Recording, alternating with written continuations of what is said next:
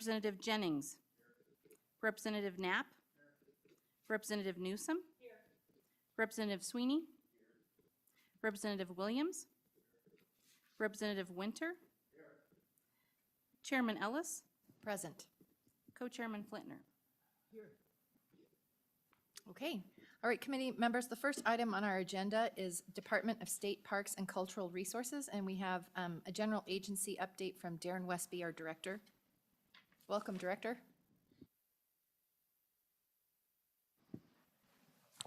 Good morning, Madam Chairwoman, Co-Chairman, Committee. Thank you again for having us today. I got a relatively decent update list, but I'll try to go through it relatively quick because I'd really like to have the team spend more time on the trails topic, the state archaeological site topic, as well as the Cultural Trust Fund topic. So again, appreciate seeing you guys last night. I thought it was a great event and really appreciate the sponsors and the host last night to give you guys a little bit of awareness of what the Cultural Trust Fund does, what the humanities do, what the Arts Council does on part of our agency out in every one of your communities. And so I thought last night was a great representation of that. And hopefully we'll get to do more as we tour the state, get to showcase a little bit more about what we do, why we do it. Again, Madam Co-Chair, my name's Darren Westby. I'm the Director of State Parks and Cultural Resources. With me today, I got Deputy Director Dave Glenn. I believe I got Deputy Director Nick Nalen on the Zoom. Deputy Director Sarah Needles on the Cultural Resource side. Carly Ann Crothers is my planning manager. Steve Horn is the district manager here locally. Amy Crawford is with the Outdoor Rec Office locally. Spencer Pelton is our state archaeologist, and Mike Lang is our Wyoming Arts Council manager.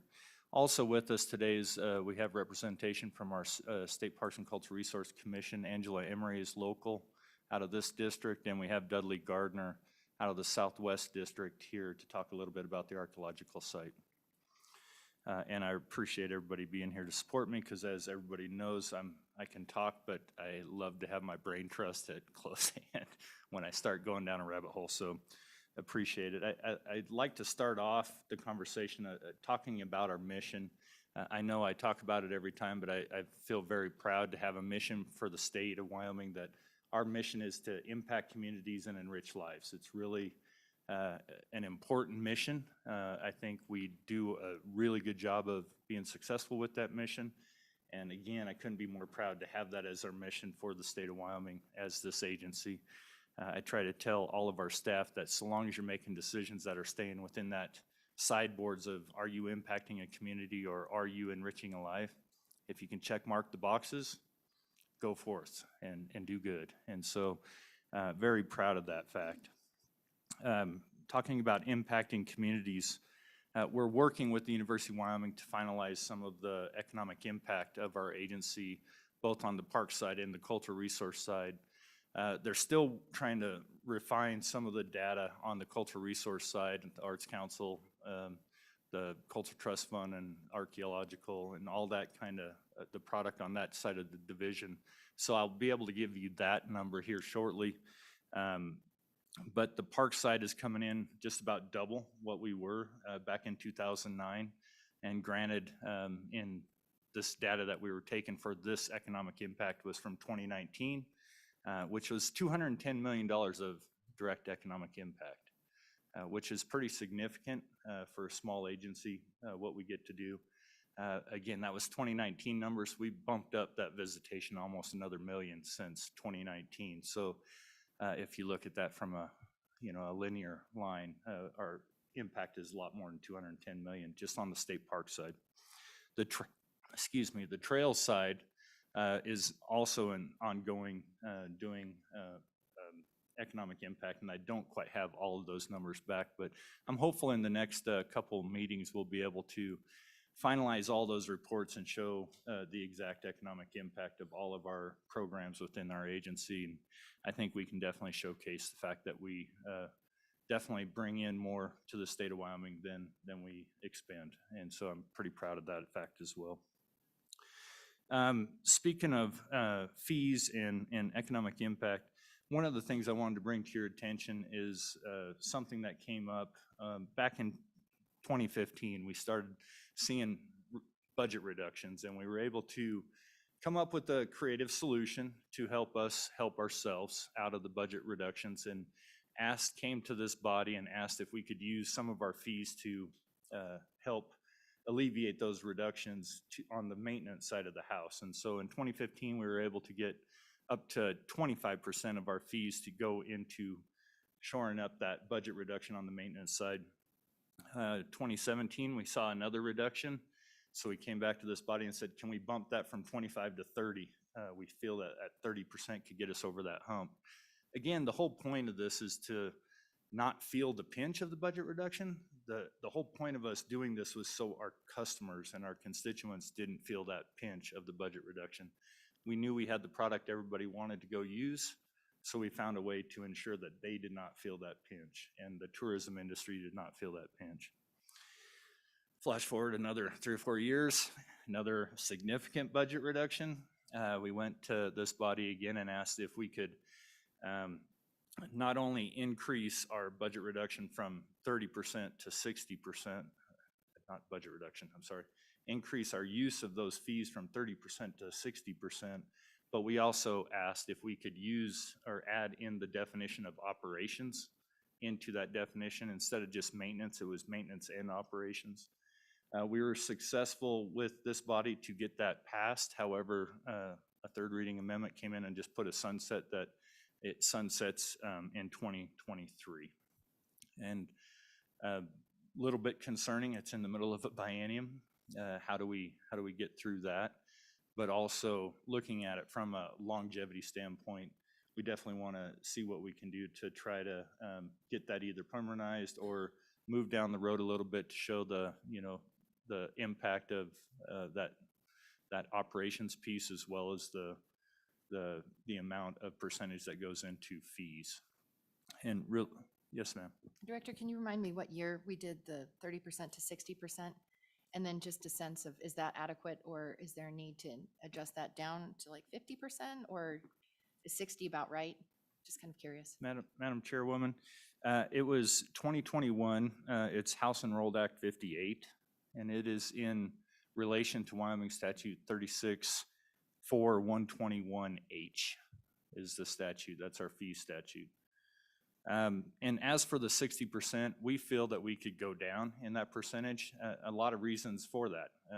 We've seen a drastic increase in visitation. We realized a fee increase in 2019, a small one in 2020.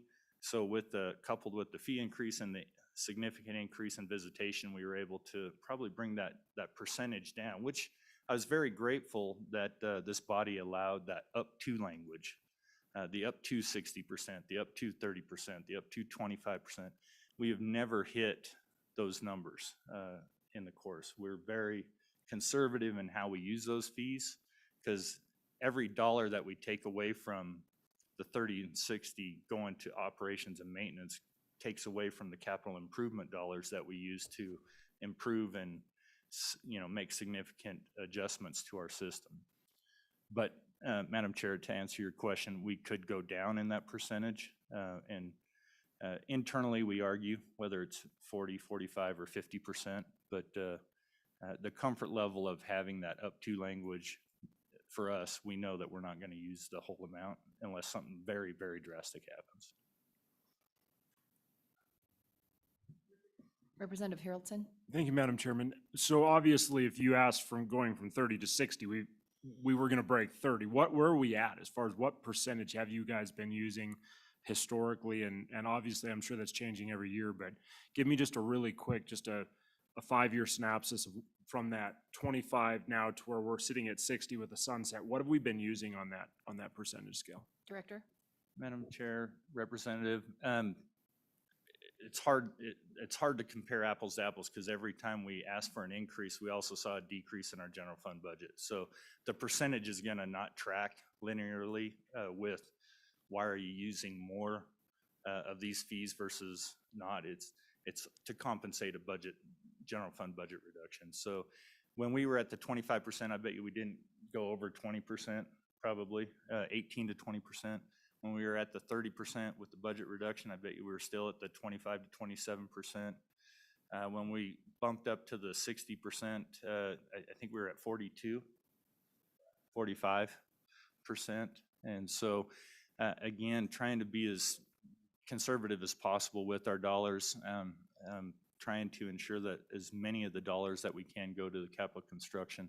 The improvement of our parks and historic sites is crucial to us. Continue. Thank you, Madam Chairman. The next item for update is I want to just talk a little bit about the Office of Tourism, our agency partnership.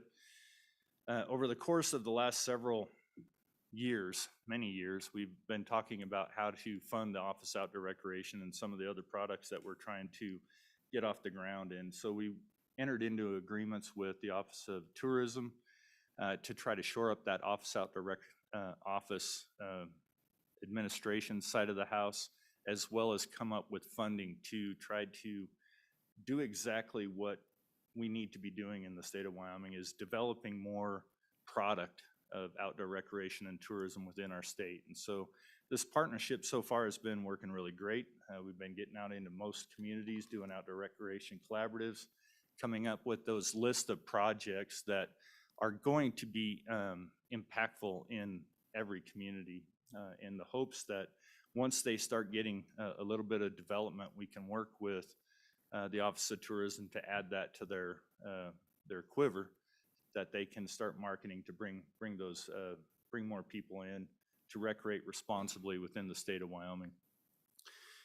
Madam Chair, I'll slide into ARPA Direct as my next one. So the ARPA dollars, we were fortunate enough with your assistance to get $10 million of ARPA Direct dollars. And then at the last minute, we're able to find another $2 million ARPA Direct to kind of match the Office of Tourism $2 million granting that we got. And so luckily we have $14 million of ARPA Direct funding to utilize. Internally, we know we can use from the guidelines, ARPA guidelines, which are very specific and very strict. Sideboards are very tight. We know internally for the state parks, we can spend every penny of that on our system. However, the team is working really hard to try to get those dollars, some of those dollars, to make permanent the emergency capacity sites that we did this last year. However, trying to find the guidelines to get out into those communities so we can grant to the local communities to get some of their projects that were impacted by COVID, capacity relation or anything like that. And so the team is developing that grant program to run through the consultant that's on board now to try to determine eligibility, the Attorney General's office and the Governor's office, to ensure that we don't put a community in harm's way of having to 0 hour give that money back or return that money. But more importantly, how do we get those dollars on the ground as quick as we can so our communities can feel that product increase and see some of those visitation monies and dollars go up in their community. The good thing about the Office of Tourism $2 million that we got, 90% of that gets to go directly to the ground as well, and there's a lot less strings on that. So we're able to utilize the Office of Tourism grant through us, the monies that we got through Office of Tourism, to grant out without the sideboards of the ARPA restrictions. And so we're really excited about getting those on the ground as well. Madam Chair, if there's no questions on that, I'll move on to Management Council. Sounds good. I don't see anyone raising their hand. Continue. Thank you. During the Management Council, one of the Management Council meetings, there was some discussion from a presenter that kind of talked about our master planning process. And so and I'll bring Carly Ann up just in case I screw something up. She can correct me. But Carly Ann is our master planner, and so she has basically put together something that we're going to be submitting to the Management Council, but I wanted to give you guys a little bit of an update as well on it. It looks like this, and if you want to go ahead and pass it out, but it looks like this. The red on top shows our just general procedure and policy just kind of how we run through a master planning process. The green is what we actually did up at Sings Canyon State Park for their master plan, the one that was in question. And so what we're trying to accomplish with this is just an education piece of, this is what we do all the time. And this is her job. She gets to do this regularly, probably not as much as she would like because our master plans are getting a little bit old, but she tries to get 1 or 2 done every year, which is a heavy lift, time sink wise. But I guess more importantly with this, I hope we can increase the level of confidence in what our team does on a regular basis to ensure the public is engaged, to ensure that they have every opportunity to take part in shaping their products that are within their area. And there's quite a bit of wording in here, but it's pretty step by step what we do. It's regular. There's nothing in and out of the ordinary, other than I want to commend Carly Ann and her team. This is all done kind of right in the middle of a pandemic, and we went the extra mile to ensure that the online portion was up to speed, the amount of information that was available for people to review. They just need to take the opportunity to embrace the opportunity in doing so. And with that, Madam Chair, I'd stand for any questions you might have, and Carly Ann can help me with anything I can answer. Any questions for the committee? So Director, I do have one. So you said you're reaching out to Management Council. Are you hoping to present to them or just provide this document and make yourself available? I was just curious what kind of follow-up. And for committee members that didn't watch the interim discussion that we had with Management Council, there was a suggestion that we take up the planning process. And I was pretty sure that Sinks Canyon would have come up in that dialogue. And ultimately, the Management Council voted to not impose that on us. But that's a quick recap. Madam Chair, thank you for that question. No, we're not looking to present unless asked to present. We're just going to submit this as an email information to them. Just as we heard this in testimony and in your discussions, we'd just like to have the opportunity to clear it up or present some information to them. Sounds good. I think continue. Oh, Representative Sweeney. Thank you. Thank you, Madam Chairman. So does this process also, I recently attended not enough of the meetings, but the Natrona County Outdoor Recreation Collaborative. So is this same process being used across the state on the Outdoor Recreation Collaborative? Madam Director Westby, I don't know that we quite heard him. If you can repeat the Sure. question and then respond. Madam Chairman, rest of the committee, and Representative Sweeney, thank you. The question was, are we doing the same exact process on all the outdoor recreation collaboratives that we're doing around the state? I'd say it's a different product that we're trying to get at. So there's probably less, this is a lot probably more in depth than an outdoor recreation collaborative will ever get into. The outdoor recreation collaborative is more information gathering as to what they would like their community to be, because that's their document. It's not our document. Those outdoor recreation collaboratives are for the community. We're just facilitating them just to ensure that we're bringing the right people and all the right people to the table. Those outdoor recreation collaborative documents, list of ideas and stuff, that remains with the community. So I'd say we use some of the procedures in which we use with our state park master plans, just because it works. We get the information we want, but realistically, those collaboratives are facilitated in a little bit different way just to garner more, not more, I guess create that 100% buy-in, because it's not our document, it's their document. Whereas this is our document for the state park. Representative Flitner? Thank you, Madam Chairman, and Director Westby, appreciate that. Thank you. Because yes, during Management Council, the implication was that state parks had not done their due diligence to inform the people of Fremont County with regard to the Sinks Canyon issue. So where does that stand, I guess? I'm curious to know where you are in the process and if things were modified, and also during the process, I know COVID had a, that had an impact as well, but any indication on what you had in terms of turnout at those public meetings? Because it was also implied that there was not enough turnout. It was just an echo chamber. That was the language that was used. So if you could just give us an update on Sinks Canyon, I'd appreciate it. Director? Thank you, Madam Chairman, Co-Chairman. I'm going to turn it over to the person that actually did it. I can just say, from an agency director, from a deputy director, we couldn't be more proud of Carly Ann and her team and what they did to try to get as many people to the table, get as much input to the table to help us craft the best master plan. So I'll turn it over to the boss here. Yes, Madam Chair and Representative Flitner. You'll see I'm Carly Ann Carruthers, Planning and Grants Manager for State Parks, Historic Sites, and Trails. And some of the numbers you're requesting can be seen on these green boxes where we explained our Sinks Canyon process. And so we will always take more people at public meetings. I think sometimes you get one public comment, sometimes you get 400 public comments.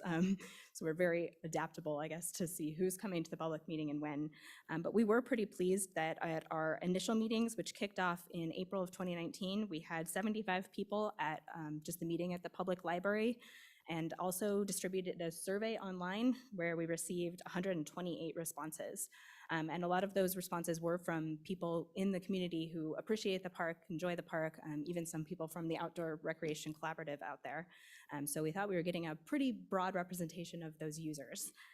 Of course, taking that information into this, what we're calling the refining phase, we did a second public meeting where we had, I believe, 60 people at that meeting. And that is sort of the last formulated piece where we're really still taking a lot of public input and heading into that final master planning phase, which of course landed right at the start of COVID. So that is where we shifted to an online meeting. But again, we were pretty happy to have, I think most of our steering committee was able to listen to those meetings, and we did post the presentation that we gave to the public online for 30 days and got at least 54 individual views. That's always hard to know how long someone watches the YouTube video and what they get out of it. We were pleased to receive 34 sets of fairly comprehensive comments that we were then able to consider before going into that final phase. And the only other thing I will note about the Sinks Canyon process, which will apply to other master plans, is the Via Ferrata, I think, is the project that received the most attention out of that plan. Really is the type of plan that we see in the master plan should be a conceptual idea, where we're really just getting our feet under us about the public has expressed this might be something that they're interested in. And then as we move forward, more specific construction and planning processes will happen in that, so that we know that we do have those really drilled down details and then can proceed with a project. We want to keep these master plans as conceptual as possible. As you know, funding changes, priorities change, and these are really meant to be 15 to 20-year plans. Some of them I think turn out to be more like 30-year plans. So keeping that broad and open so that we can be flexible for what's happening at the time is helpful. Representative Newsom, and then just a reminder, I urged Management Council not to take up Sinks Canyon as a topic, so let's just keep that in mind. Representative Newsom. Thank you, Madam Chairman. I know that you're starting this process on Buffalo Bill State Park, and where are you in this process with Buffalo Bill State Park? Thank you. Ms. Carruthers. Yes, Chairman Ellis and Representative Newsom, we are still in this first phase on Buffalo Bill. So we currently have an RFP out to select a contractor. I think we have about 3 weeks left in that process and are expecting to get hopefully a good number of submissions. And we have an interesting mix of both Wyoming companies and then larger national firms. So we're looking to submit that document, which is fairly standard because that will be a full NEPA process, as this master plan happens on Bureau of Reclamation property. So we're kicked into that federal echelon.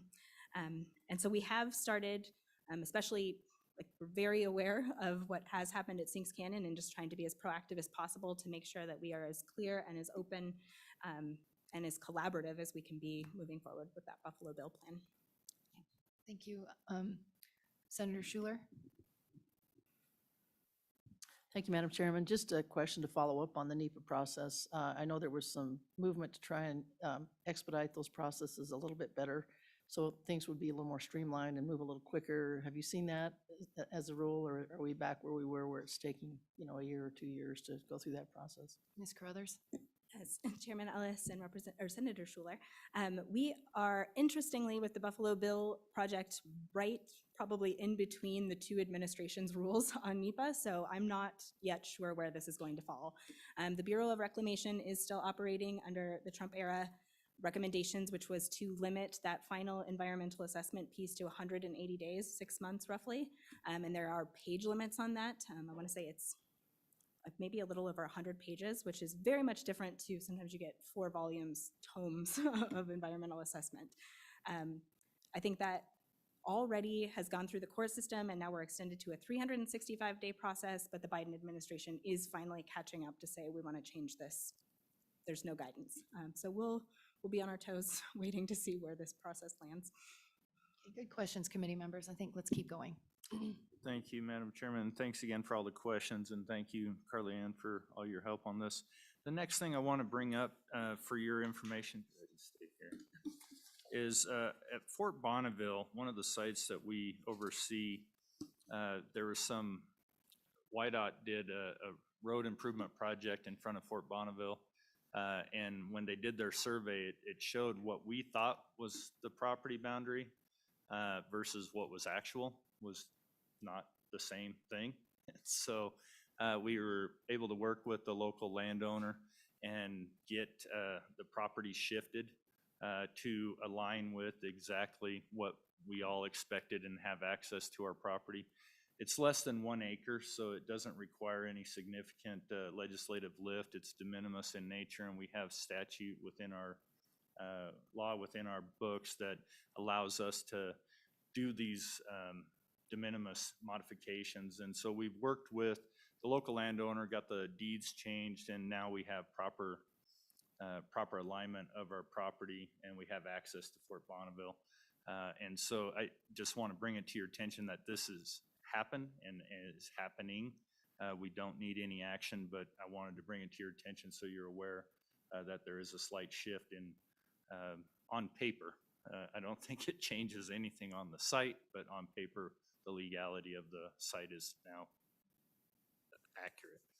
And if you have any questions, I can sure dive into that. Seeing none, let's keep going. Thank you. Just another update on the Trails Building purchase there in Lander, south of Lander. We're real grateful for the opportunity to go forward with that. Really appreciate the lift of this body as well as the entire session.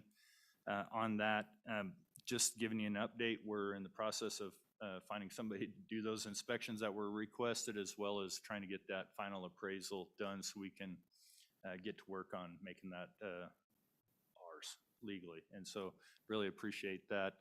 And hopefully here in the next, probably one of the next times we can tell you where we're at again. Hopefully we're a little bit further than where we are now. Nothing moves fast when it comes to inspections. So if there are no questions, I have on my notes to talk about trust fund corpus, but I think that's on the agenda later. We'll just say thank you for the increase there. Biological anthropologist, again, thank you for the opportunity to hire that biological anthropologist to take care of the human remains statute and or the law that's out there. Really appreciate that. We're underway with trying to find that individual and coordinate with the University of Wyoming to dual role that individual. If you've seen some of the newspaper articles coming out, or at least press releases coming out of our agency, the Wyoming Arts Council and the Culture Trust Fund is entertaining applications for granting. And you probably saw some opportunities last night for what they're trying to do there at the NIC and around the rest of this community and around the rest of the state on ways that our agency can fund some of those projects through the Wyoming Arts Council as well as the Culture Trust Fund. And again, thank you for that. I guess I'll end, Madam Chairman, and we'll move on to the next topic with, again, our mission is to impact communities and enrich lives. And I think just everything that I talked about today, on top of everything else that I didn't talk about today, I think we are being very successful for the state of Wyoming with that mission. And I hope you guys are as proud as I am on our product and what we get to do on your behalf for the state of Wyoming. So thank you for that. That's good. Questions for the director? Senator Landon? Thank you, Madam Chairman. So, Director, I want to come back to the building up in Lander. Does that require a special level? Because that building has been assessed a couple of times. I'm hoping that won't be too big a lift, and maybe we can take advantage of a couple other looks that we had at that building, and then just maybe not cursory, but what level do we have to expect there? Director? Madam Chairman, Senator, thank you. Yes, we did a significant due diligence inspection report on that. What we're trying to dig into is, did that inspection talk about some of the things that was brought up in testimony, such as asbestos, lead, some of the albatross things that could really hang things up if we get into, major reconstruction or renovation. I think the word albatross, we don't want to get an albatross that is going to just cost us more money down the road, was the testimony. And I totally agree with that. And so we're diving back through that inspection report. So hopefully we can refine that inspection to just that hazardous materials, because everything else has been done, correct? Any other questions from committee members? Representative Sweeney? Thank you. Just a quick question. So in Sunday's paper, Casper Star, spectacular hiking. So I didn't see us in the top 10, so I went on their site and we're number 13. We have 13 in the Wind River. I don't know if I'm pronouncing this right. Titcomb Basin is number 13 out of 25, but I don't know if there's a way.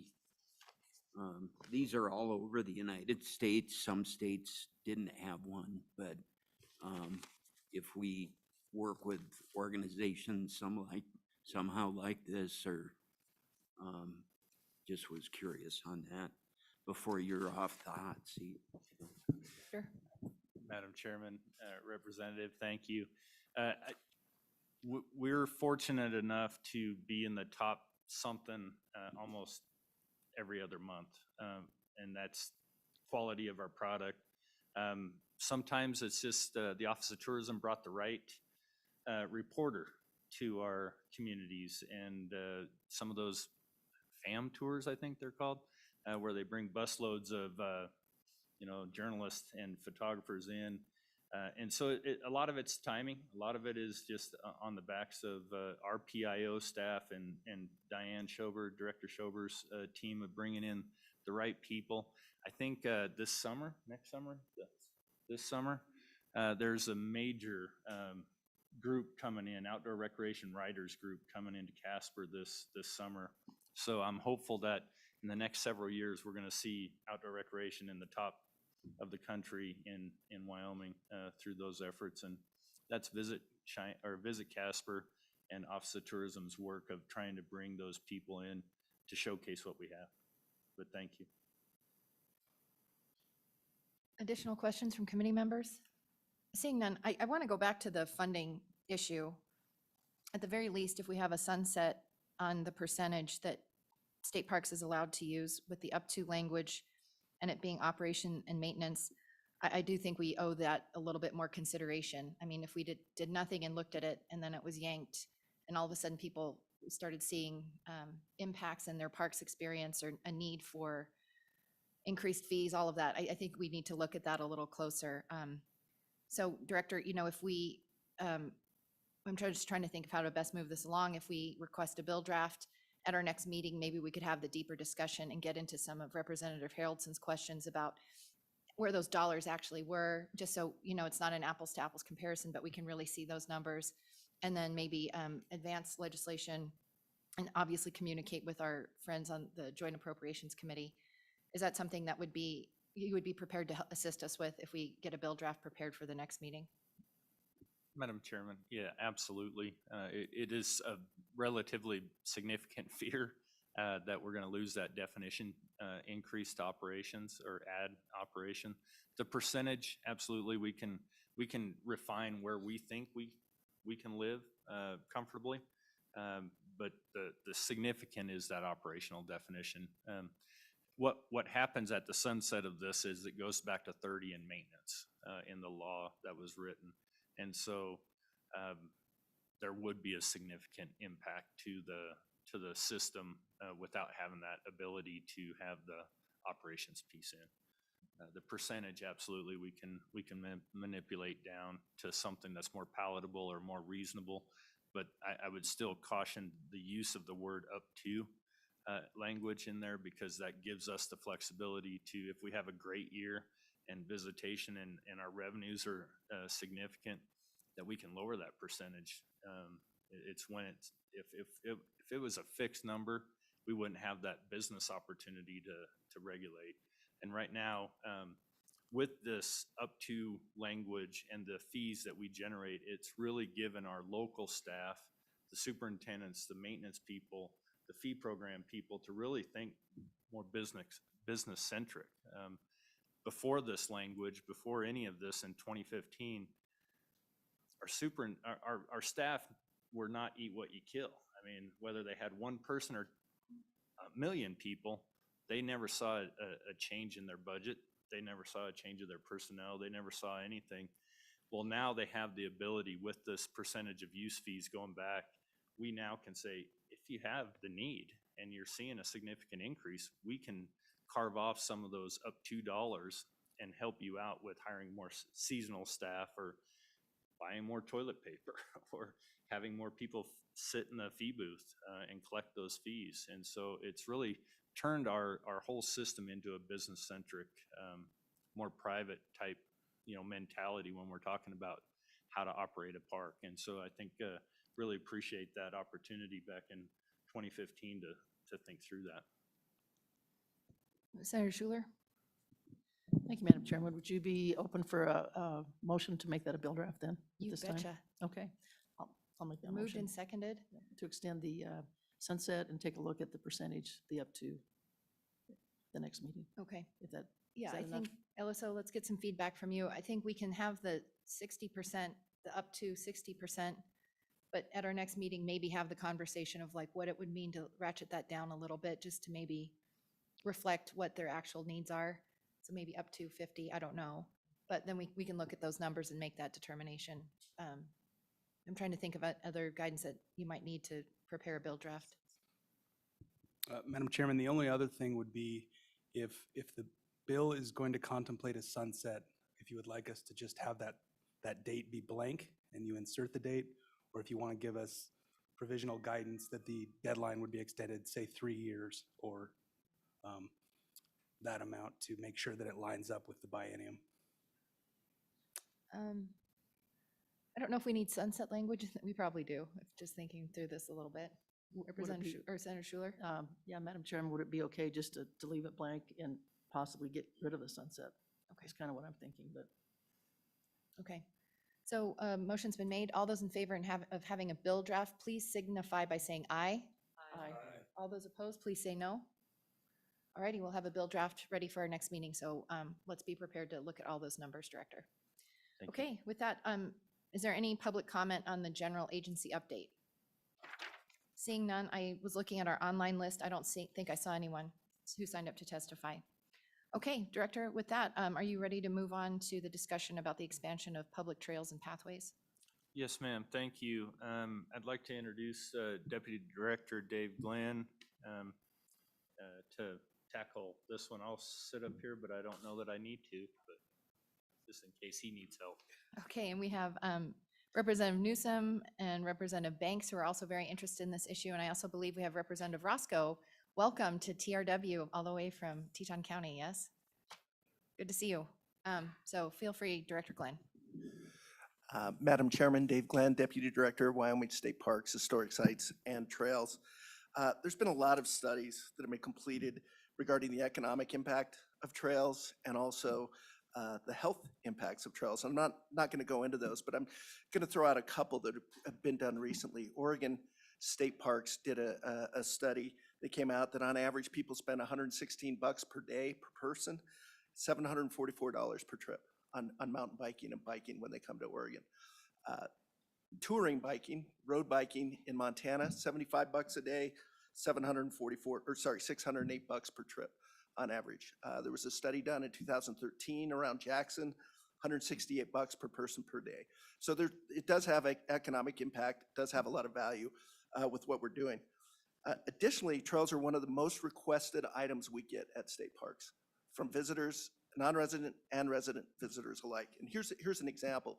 2006, we started building trails at Kurt Gowdy State Park. Our visitation was roughly 50,000 people during that time.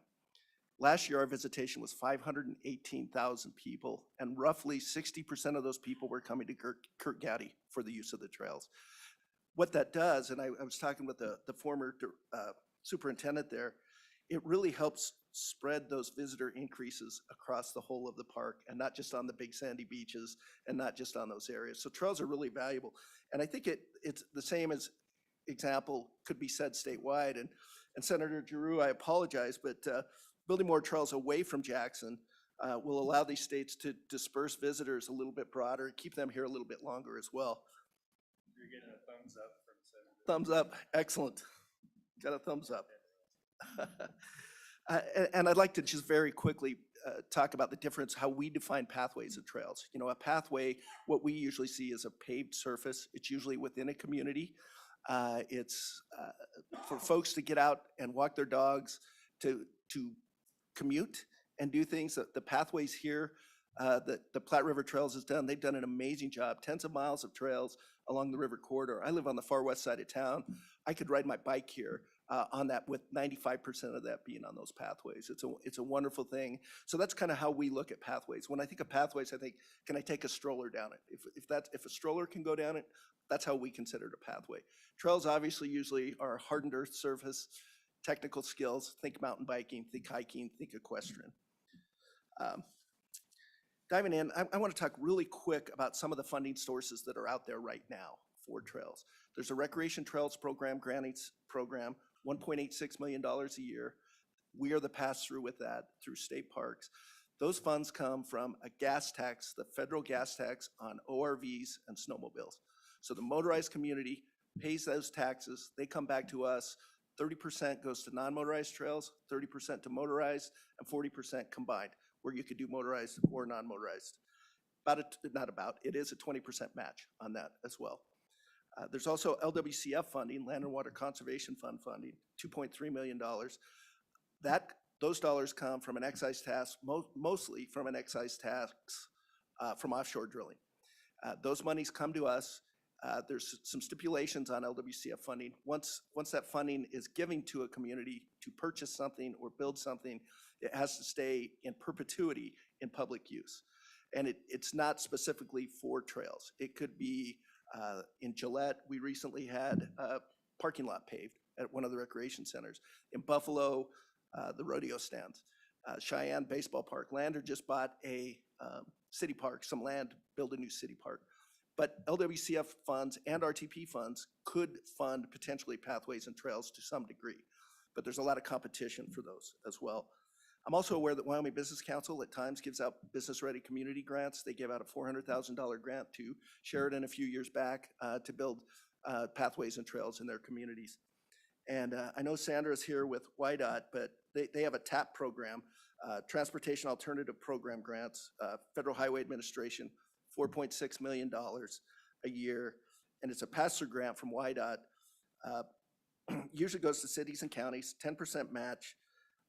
And by federal statute, it's for vulnerable road user safety, which is bikers and walkers. But additionally, first and foremost, the funds have to be used for ADA retrofitting. So you're talking sidewalks, rounded curbs, the little chirp signals for blind people to walk across the street, those types of things.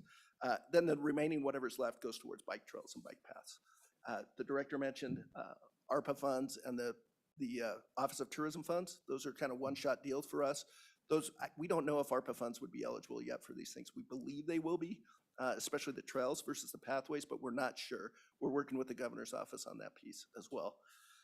One thing I failed to mention, the LWCF match is a 50% match as well. So, you know, one of the things you've heard me say a lot from the Outdoor Recreation Office is we want to educate, disperse, and sometimes concentrate our visitors depending on where they're at and where they're going. Trails have that ability to do that statewide and within our park system. So what we're doing regarding trails and pathways, and for the most part, we focus on trails. We do have some pathways at NSK Wilkins and some other areas, but we really focus on trails.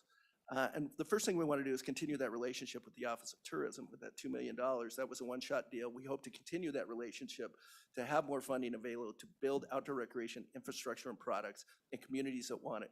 Places like Evanston, Rock Springs, Sundance, those communities that are kind of drive-through communities, pass-through communities as people are heading their way up to the big three. So that's where we're trying to focus our energy. And as I've mentioned previously, trails are not cheap to build. An earthen trail averages $20 a foot going through a pasture to $50 a foot going through Kirk County State Park. So that's $105,000 to $264,000 a mile.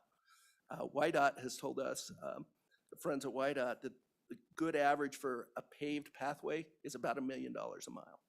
So they're not cheap, and they have to be hardened. We want them to be sustainable. We don't want to just build a trail and have it wash out the next time it rains. So we harden those trails and make sure that that happens. As I've mentioned to this committee before, I don't believe it's true, actually. Much of the access and trails funding is on the backs of the motorized community and the hunters and anglers. Motorized community pays that gas tax, and it goes right to helping fund non-motorized trails through the RTP grants. And additional hunters and anglers, as an avid hunter, I've spent tens of thousands of dollars probably in excise taxes, in Pittman Roberts, Dingle Johnson dollars, buying hunting and fishing equipment that helps provide access. It provides access for hunters, but it also provides access for mountain bikers, for climbers, for other folks as well. So in my opinion, the non-motorized community is not paying its way as we move forward on this. The pay-as-you-play method works. We have a great model with our ORV program and snowmobile program. People buy a sticker for $15. That money goes to 100% of those dollars go to the ground to maintaining, building, signing new trails. They have to be enrolled trails. The federal agencies enroll those trails. That allows them to actually apply for grants for law enforcement and other things. So they're so successful that roughly 6 years ago, the Snowmobile Association came before this body and said, we want you to charge us more because we want more pathway, we want more groomed trails, we want more access as we move forward. So it works. So I'm going to finish by, I know I've mentioned this in the past, but we're looking at two aspects from our within state parks and the outdoor recreation office. The first aspect is looking at charging a mountain bike user fee within state parks with 100% of those dollars going to the ground. So out of those 60% of the users that are coming up to Kirk County State Park, I'd be willing to bet that 60% of those are probably from Colorado.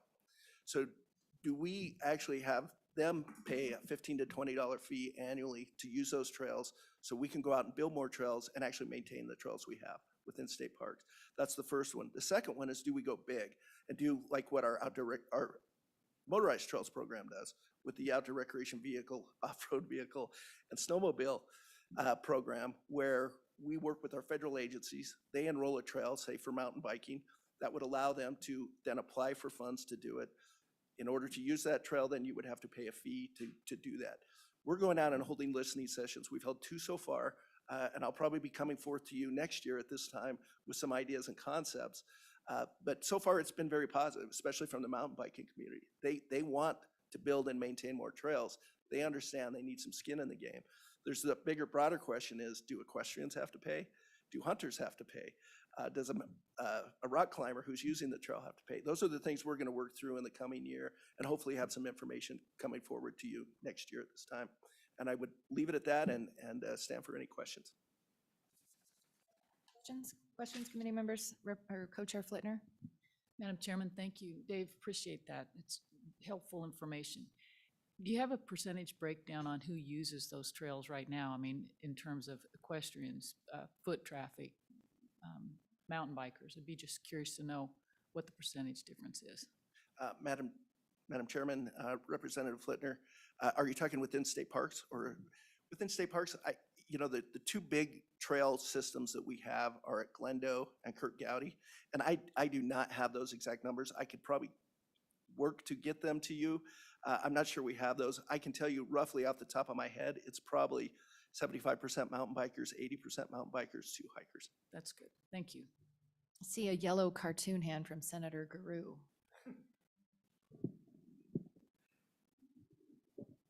Thank you, Madam Chair. Dave, you talked about, I'm not talking about the ARPA money now, I'm talking about, or the tourism dollars, but the other pots of money you were talking about, the tip money, the lander money, some of those other dollars that you were talking about. Could you give me a flavor? How many of those dollars have been expended over the past year or two? To what areas, and are there local matches? And if you can't do it today, if you just have a sheet for me or something that you see it, or if it's pointed to me that's in our packet or something, if I missed it. Thank you, Madam Chair. Madam Chairman, Senator Giroux, I can get that information to you within the next few days. Thank you. Any other questions? Representative Banks? Thank you, Chairwoman. Just a comment on the fee structure. Personally, I don't have a problem with the fee structure, and I certainly wouldn't mind paying that as a hiker. I just want to be cognizant that not everybody is in the position to do that, and I hate the idea of adding more and more fees, which we know is sort of the nature of the beast, but just a little bit caution as we go forward with how we do that to make sure that it doesn't become, mountain biking is a different animal than, say, a hiker, as somebody who takes their family out on a Sunday drive. Mountain biking, where you're investing a whole lot of money in a bike, is a different situation to me than somebody who's just out with their kids and backpacking. And as we increase those costs, I would hate to have it be cost prohibitive for the vast majority of citizens who, maybe $20 a year is a lot for them, and that makes a difference in their grocery bill or things like that. So anyway, I'd just like to bring that up for discussion. Deputy Director Glenn? Madam Chairman, Representative Banks, thank you for that. And that's something that we've discussed as well. And I think what we're looking at potentially, when we were trying to run this bill several years ago, and differently, it was not ready for prime time, is if you volunteer 3 or 4 hours, do you to help maintain and build a trail, do you get that pass for free? And the question, I think, still is, do hikers get charged? And we're not sure about that. I think to build a mountain bike trail is a little bit different than building a hiking trail, and especially maintaining those.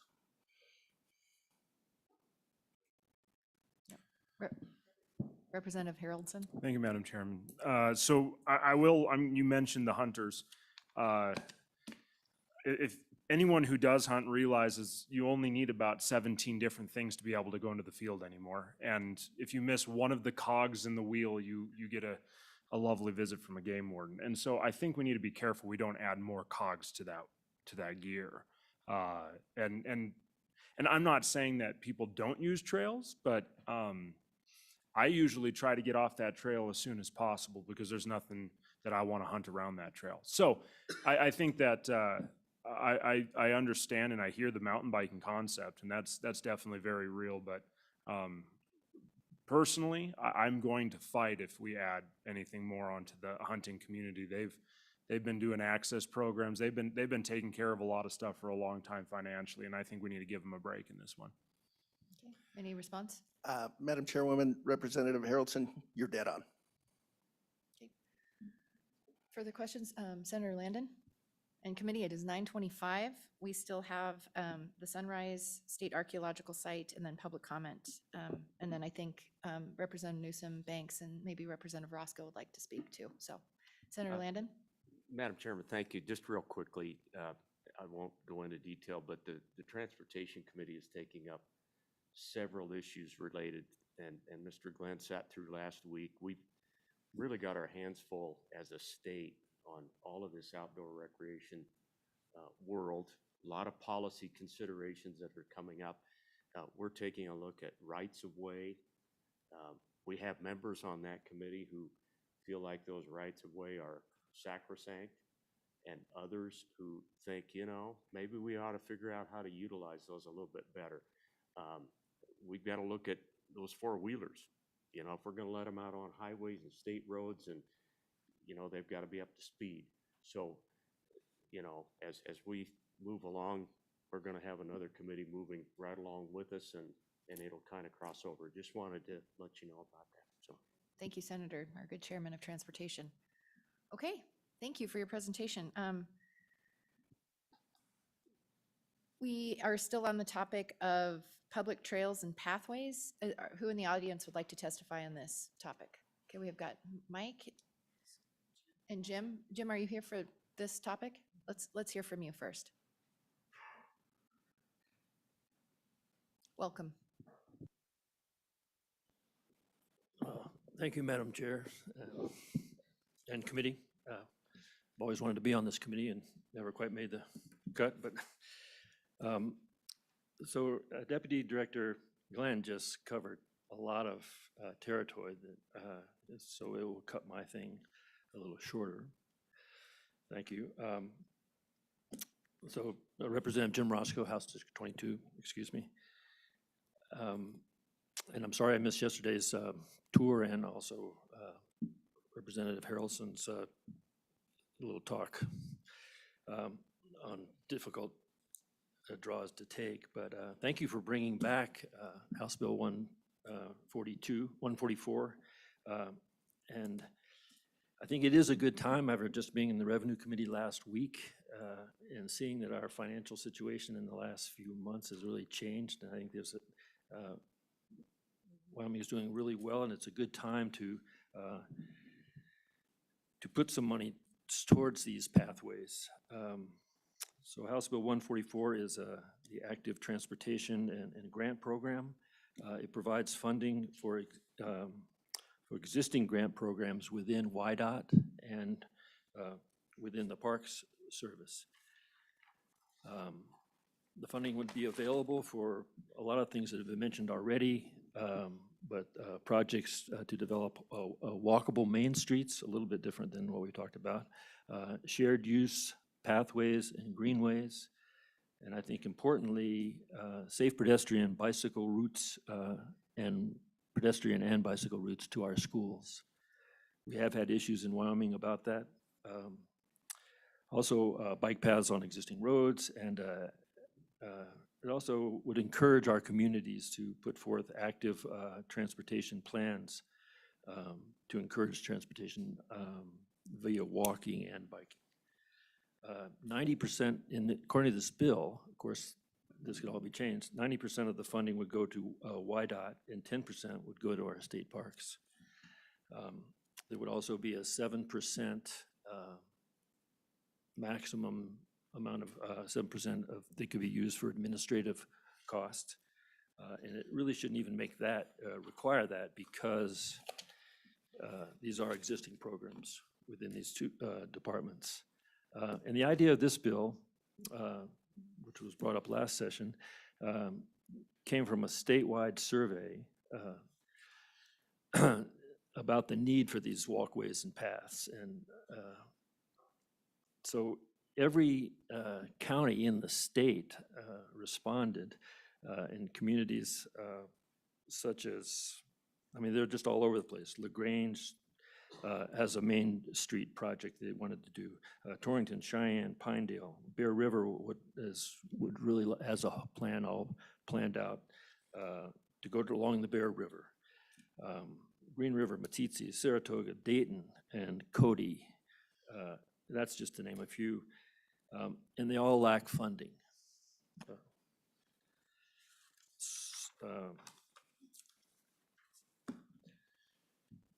So, did I miss a page here? Just a minute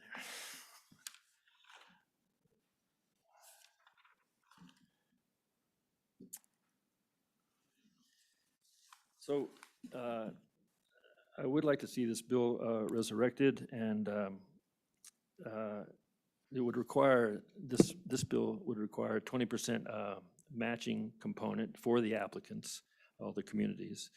Puts a little skin in the game. And also there's be a $5 million cap for each applicant so that the money could be spread around a little farther.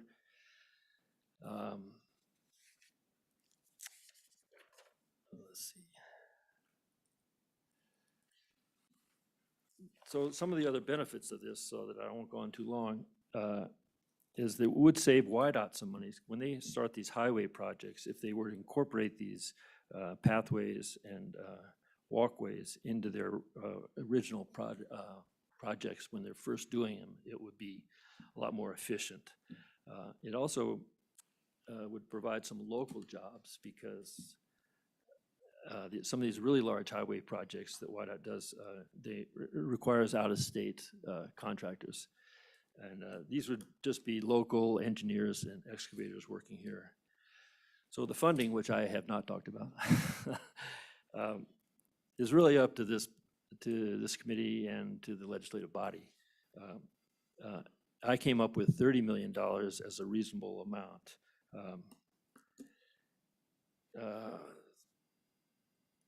So I'll happily answer any questions. It is a really healthy thing that's been brought up by the deputy director and director just previously for Wyoming, and that with the increase in tourism, it's just one of our largest demands in the state. So thank you very much. I can try to answer any questions.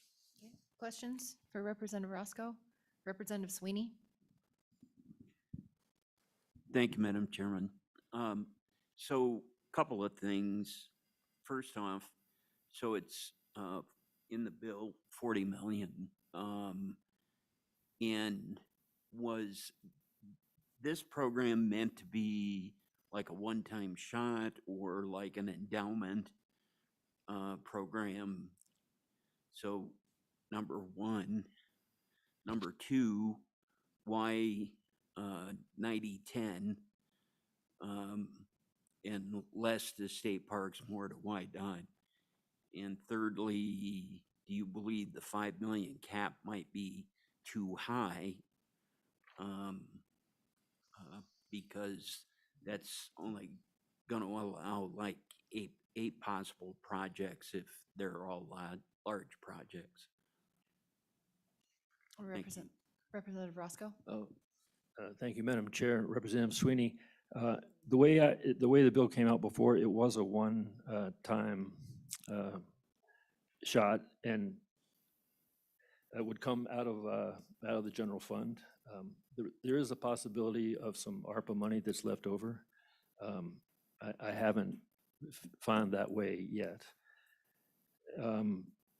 And I think the difference in the amount of money is that if we look at our state parks, they're hugely important. But if we just expand to the whole state, there are communities that want these things all over our state, and so that percentage could change. That's a very real possibility for this next session.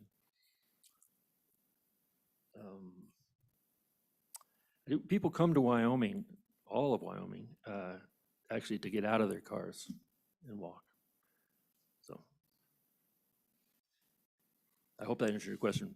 Thank you, Mr. Chairman, Madam Chair. Any other additional questions for Representative Roscoe?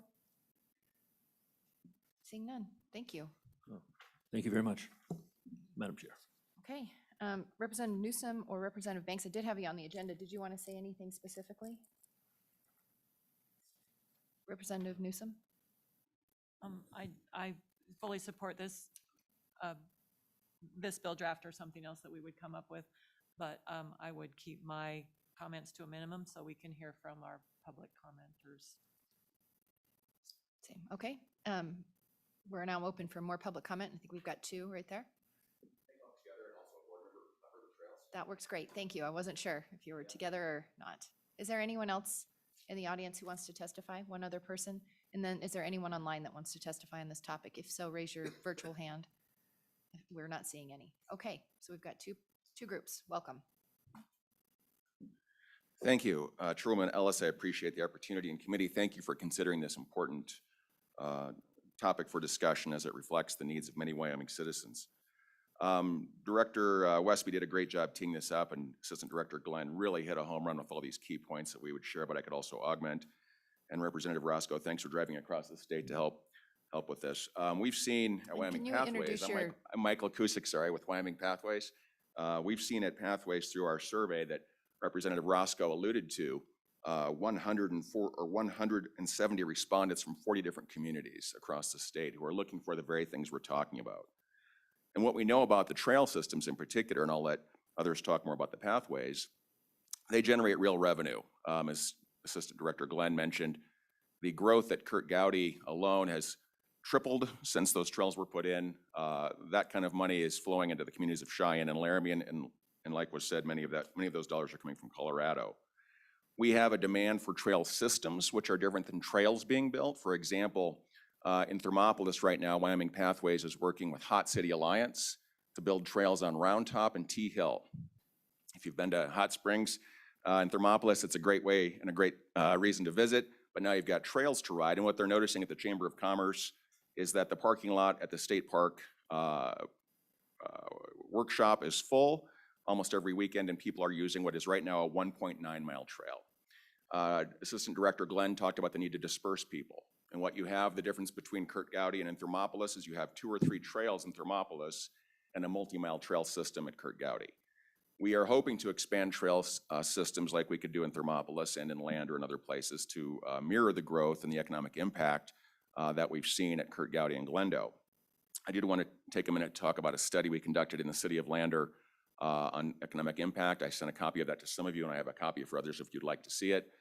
Dr. Roger Copal from the University of Wyoming College of Agriculture Applied Economics did a study on the folks who moved to Lander for trails and rock climbing. Since 1990, 11 people have moved to Lander to open businesses for those 2 reasons. In 2019, those businesses generated $17 million in total impact onto the economy of Lander and created 115 full-time jobs. That's a replicatable model. We've seen that happen across the country. If you look at Bentonville, Arkansas, where they built miles and miles of trail systems, that growth in Bentonville is 100% attributed to those trail systems. So we look to use this money that we're asking for to immediately see return on investment for municipalities, increase quality of life, and importantly, safety. And with that, I'd like to hand it off to Angela with Platte River Trails to talk about some safety matters and pathways in Casper. Thank you so much, Madam Chairman and members of the committee. My name is Angela Emery. I'm the Executive Director of the Platte River Trails Trust. We're a nonprofit organization here in Casper. We've been working on pathways for over 40 years. I'm joined today by my board chair, Chris Smith, and several other members of my board here in the audience. We appreciate the opportunity to discuss with you and elevate the conversation about pathways and trails across Wyoming.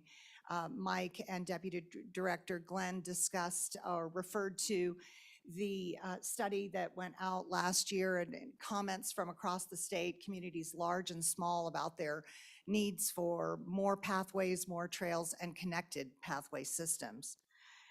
We know from data that pathways are extremely popular here in Casper. Again, we have been working on pathways here for 40 years. We have spine trails along the North Platte River. We have the Casper Rail Trail, which is right out the door of this beautiful new building, and I hope you have an opportunity to step outside and observe that sometime today.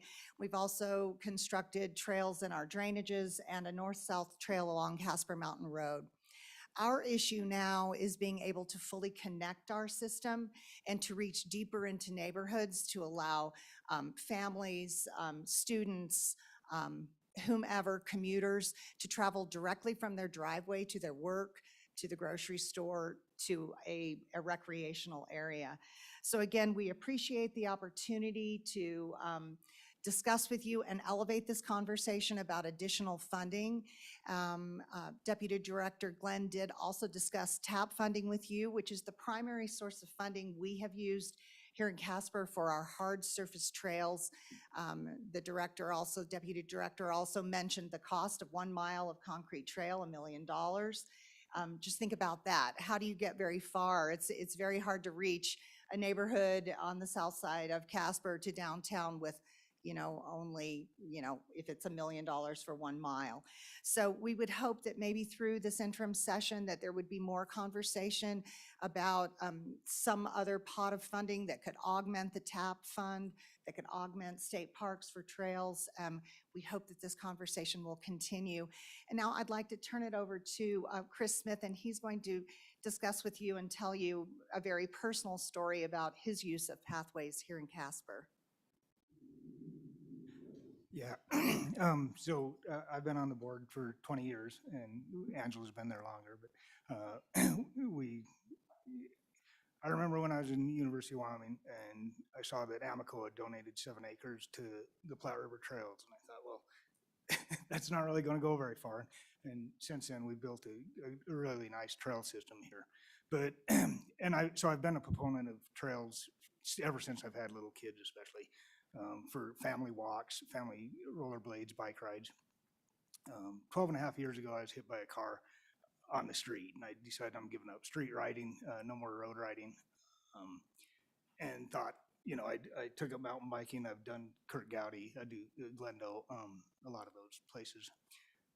But because of the connectivity we've been able to add in the pathway, I can now commute to work on my bike with very little road traffic, and it's just a really nice thing to be able to do, to get around, not have to load up your bikes if you want to go for a bike ride. So I just wanted to give out my testimonial that pathways work to get people out that don't want to be in the traffic. Senator Schuler? Thank you, Madam Chairman. Just a question on funding. You have a great trail system here, by the way. I've used it a number of times when I come to Casper. And you mentioned the TAP funding, but that does require a match. Did you use private donations or did the city help augment that? How did you work the match? Ms. Emery? Thank you, Senator, for that question. So we have used a blend of partnerships to create our pathway system here, such that as we have, and thank you for that compliment. So TAP, as I said, has been our primary funding source. We do access optional 1 cent funds as a match.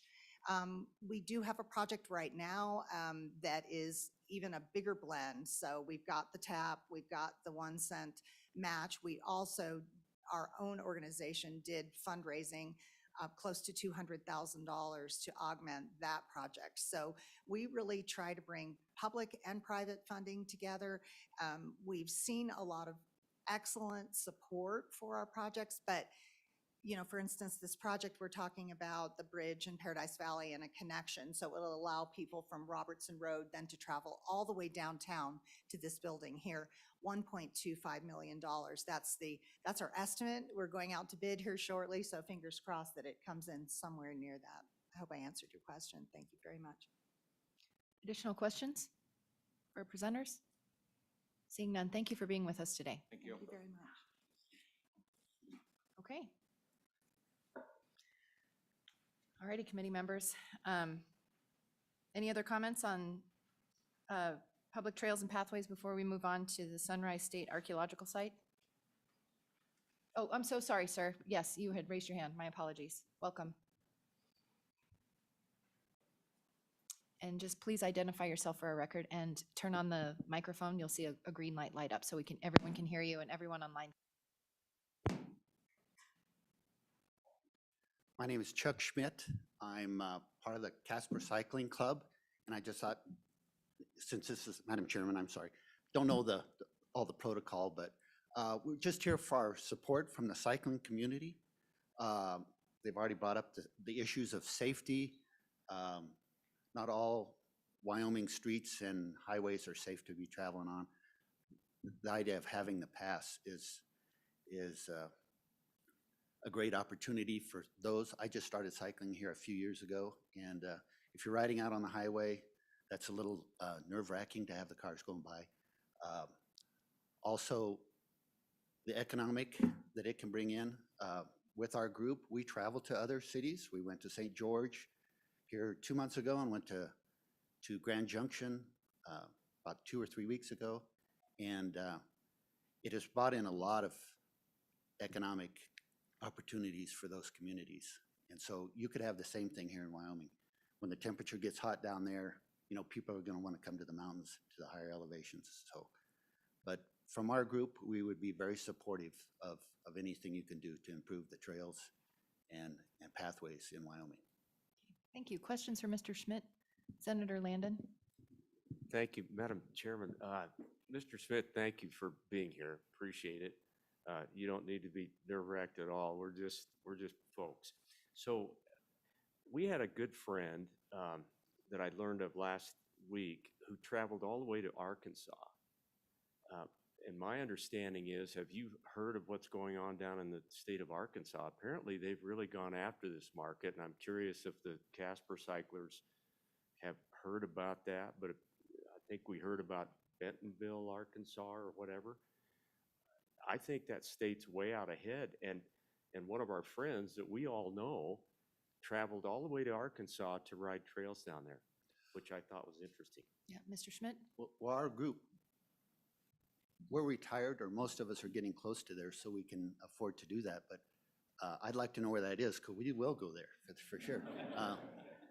There's several in the back here, and they're not willing to come up and share. But no, you will get people travel all over. This group that I went with when I first started, we went to Spain to ride, and they went to California, and we've got others planned. So people will come a long way, especially. We go to St. George, and we went in February because it was warm, and we can't be riding outside now. So it's a great opportunity. And like I said, for the pathways for different people like myself, I'm more of a novice rider. My wife is just starting to ride, and she doesn't want to get out on the streets or on the highways. And so it gives everybody a possibility. And people will come if you build it. So That's a really big bridge when you went over there to Spain. I bet you that. Well, we're actually on Majorca in an island, so yeah. Thank you, Mr. Schmidt. We appreciate your testimony today. Thank you for being with us. Okay, with that, public comments closed. Representative Newsom? There was one more? Oh, I'm so sorry. Come on up. Perfect. Thank you. Madam Chair, Representative Newsom, I think one of the things that could be important to this, I'm Sandra Sanderson with WIDA. I do special projects there, and the kind director has put me on outdoor recreation, so some of you have seen my goofy face a few times. Closer. Thank you, Senator Landon. No, okay. Okay, it's easier back there. Did you guys know that?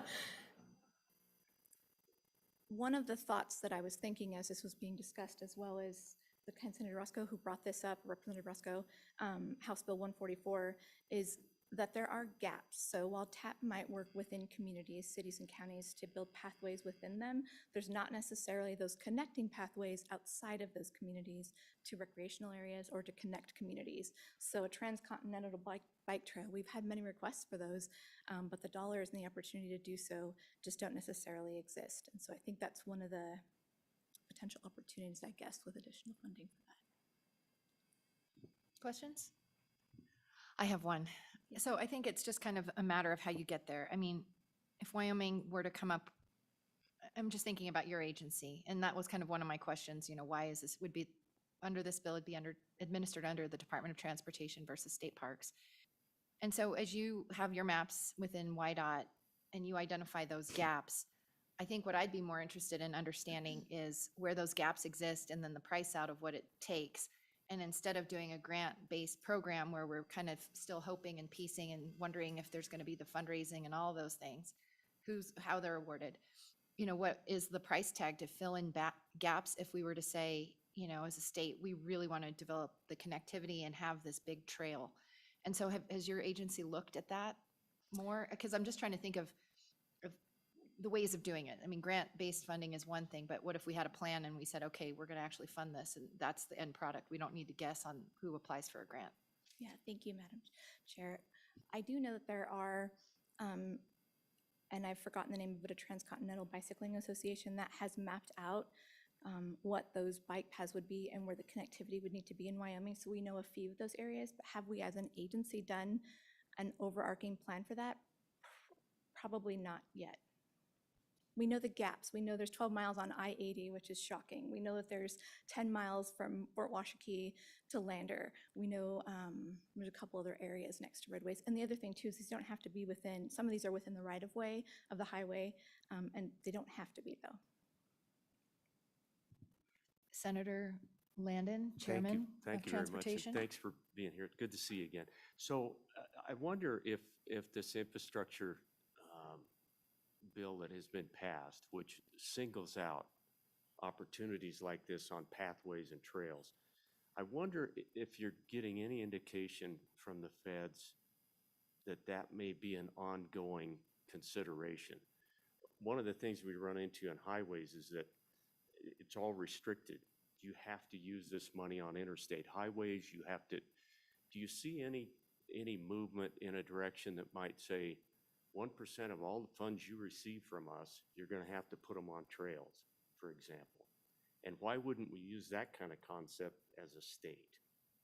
Can you speak to that a little bit? Ms. Anderson? Madam Chair, Senator Landon, you might think that you're on the Transportation Committee or something. So for the past quite a few years, WYDOT has been on a preservation model, if you will, which meaning we haven't done a lot of reconstruct. So the dollars that we get is often to maintain the roads rather than reconstruct. Through the lens of reconstructing, once we get there, we do have a possibility and an opportunity to potentially use up to a certain percentage of our FHWA dollars to do things like separated bike pathways where necessary, or to accommodate recreational areas with high rec use, I guess you would say. So yes, but it is on the end of the construction. So if we reconstruct a new highway, then there is the opportunity for that. But let me validate what the percentage of that might look like. Any other questions? Representative Sweeney? Thank you, Madam Chairman. So this may be for Senator Guru sitting on appropriations, if he's still there. But I'm kind of wondering on that funding model, if the infrastructure bill, I know JC has contemplated all of those models. Are there possibilities within this bill as presented, combining some lifts with the infrastructure bill? Senator, do you have any thoughts? And committee members, we're coming up on 10 o'clock, so we're behind schedule. Senator? Thank you, Madam Chair. Real quick, we're meeting on the 2nd of June, and I think that's one of the things we're going to be talking about. We too are waiting to see some of the guidance that comes out. With the leftover money, we won't spend all the money that was appropriated this last year. So I think the short answer, and I know you're looking for one, Madam Chairman, is yes. And we will work towards that end. And I know that there are a lot of us that really want to work towards that end and keep working with the federal government to try to take away as many of those sideboards as possible. Does that answer your question? Alrighty. Questions? Additional questions for our presenter?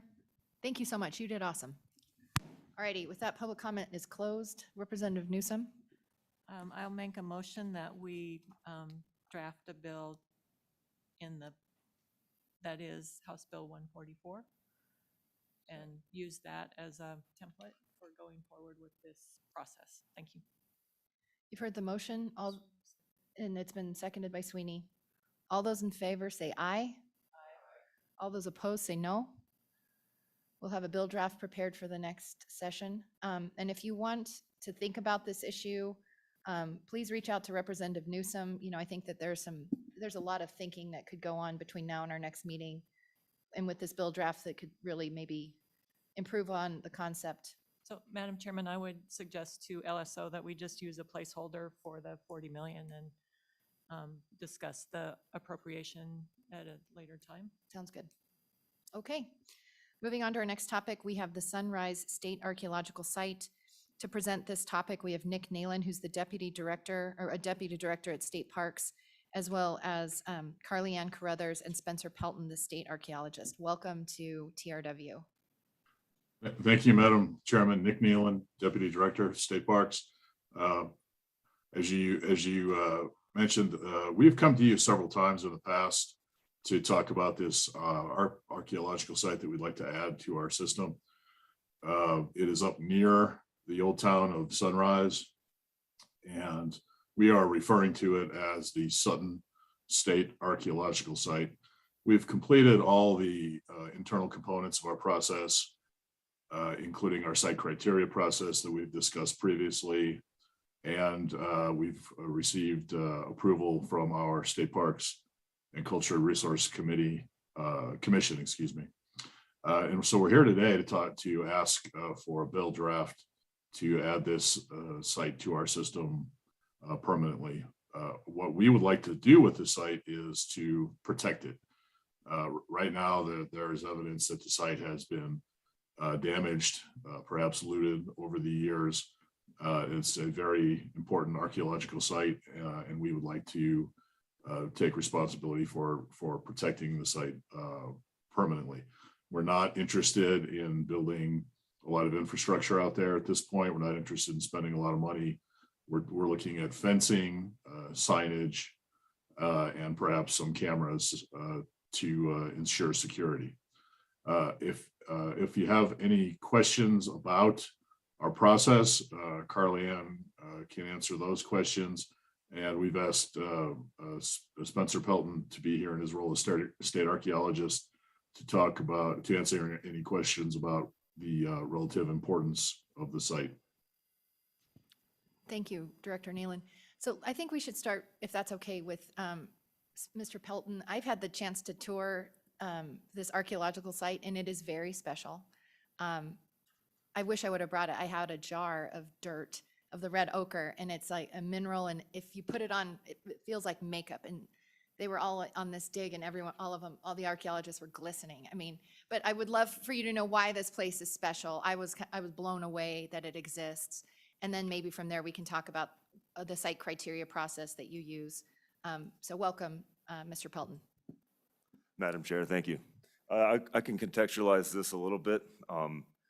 In the Western Hemisphere, in North and South America, there's only about 4 places that we know about where we have archaeological evidence for people mining hematite, which is this red ochre, a really nice red pigment.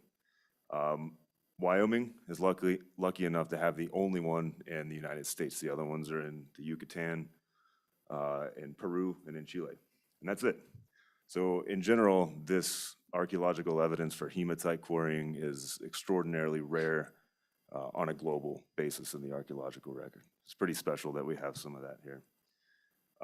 So this area in Sunrise, it's known for its iron mining historically.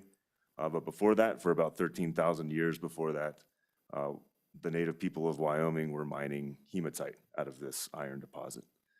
The oldest evidence we have there dates back to just shy of 13,000 years ago. It's a site called the Powers II site that I excavated over the last several years with some colleagues. This site that we're considering today, the Sutton Archaeological site, is about a half a mile away from the Powers II site up on the hill above it. Probably not directly related to it, probably occupied at a very different era, but there is direct evidence at the Sutton State Archaeological site for people quarrying hematite and placing it in the center of very large rock rings, about 40 to 50 feet wide. Rock rings that don't necessarily represent the typical teepee ring that you might be thinking of. These are something very different, something of maybe a symbolic or ritual nature, where people were building really large rock rings, covering the floors of them with this red paint and doing something. Well, we don't exactly know. As far as I know, it's the only feature like that in the country that exists. And so in general, it's exceptional for its rarity, and also it's probably truly unique, not just in the archaeological record of Wyoming, but the archaeological record of North America in general. So hopefully that convinces you it's a pretty significant archaeological resource that I think is well deserving of protection by the state. Questions for Mr. Pelton? Mr. Representative Banks? Thank you, Madam Chairman. Just a quick question. One of the restrictions on the information you have is that it's landlocked and access agreements with adjacent landowners would be required. Are you fairly confident that that would be fairly easy to achieve those access, or has there been any visitation with those private landowners already? Thank you. Mr. Pelton, if you can, and I don't know if that falls more in your wheelhouse of the process. Madam Chair, Representative Banks, I can speak to it briefly, and then maybe I'll pass to Carly. I have worked with this landowner for the last 5 years or so. He's been a great steward of the Powers II site, closely related site. I'm fairly optimistic that he would be amenable to granting access to this parcel. Okay, Representative Haroldson? Thank you, Madam Chair. So just for a clarification, I was on this tour and I got to see it, and the landowner is still actively a mining operation. And so MSHA would not allow us to use the main mining road as an access point. So the only other access point up into this area would be out of a drainage ravine that's more of a hiking trail, which is one of the reasons why we discussed that this is more of a protect instead of explore concept. We can't, this isn't the type of place, and you have to understand when you get there, if you don't have amazing individuals like are before us to say, hey, this is what they were doing here, we'd look at a field and go, wow, there's rocks. But when you actually start looking beyond that, you go, oh my goodness, this isn't just teepee rings. Oh my goodness, there's a lot going on here. There's chips of where they were working the different points. And it's like, wow, there was a lot of history, level upon level, year upon year in this site. And so saving it, yes, absolutely. Protecting it, yes, absolutely. Is it a situation you can drive your minivan up there and go and take a tour with your family? Absolutely not. That's just not an option. But should it be protected? Absolutely. Thank you for the man who lives in the area. Let's hear some testimony from Ms. Carruthers. Thank you. And let's walk through this what goes into your criteria, how large it would be, all those particulars. Thank you. Yes, thank you, Chairwoman. And I've been a little sloppy. Feel free to introduce yourself again for the record. Thank you. Yes. I'm Carly Ann Carruthers, Planning and Grants Manager with State Parks, Historic Sites, and Trails. This parcel is 46.382 acres, and it was bequeathed to the state by a Mr. John Sutton, who I think just discovered the parcel when he was actually working at the Colorado Fuel and Iron Sunrise Mine, and recognized, sounds like he was maybe buying up mining parcels in the area for personal use, and I think recognized what he found from an archaeological standpoint on this land and sort of just kept it to himself and tried to keep it protected. And when he passed away in 2014, this was in his will, and now, what, 8 years later, 7 years later, we're just now working through the state park site criteria process. I think it was passed around to several other state agencies before landing in state parks and cultural resources, where we think it's a fairly decent fit. If this were accepted as a state archaeological site, it would join 2 other state archaeological sites. We also manage Medicine Lodge up near Hyattville and Legend Rock just outside of Thermopolis. And again, in no way are those related, but I think that gives you the context for other types of resources that we protect. We've been really grateful to have both a talented internal team between working with the State Historic Preservation Office and the Office of the Wyoming State Archaeologist, and then also a very knowledgeable evaluation committee, which has included Representative Haroldson. We were grateful to have most of those adjacent landowners on our evaluation committee, and then a member of the Northern Arapaho was also able to join us and give us some context for what this might mean from a tribal perspective. Through our evaluation process, we've got kind of a long criteria, which does bend a little more towards recreation purposes. This evaluating the Sutton parcel is actually kind of kicked off a reevaluation of our site criteria to make sure that we're properly evaluating both historic sites and recreation sites when they do come through this process. So you will see that this parcel, I think more than some others, bent to a lower score, but we're attributing most of that to that recreation gap, and just recognizing that what we have archaeological is very unique and worth protecting. But in that site criteria process, we go through looking at the economics of the site, the protection value. We look at how close it is to other sites from a management perspective. And of course, that's not always the make or break point. Just because it's close to something else or far from something else doesn't lessen the protection value or the cultural value. But it's worth considering just from a management perspective.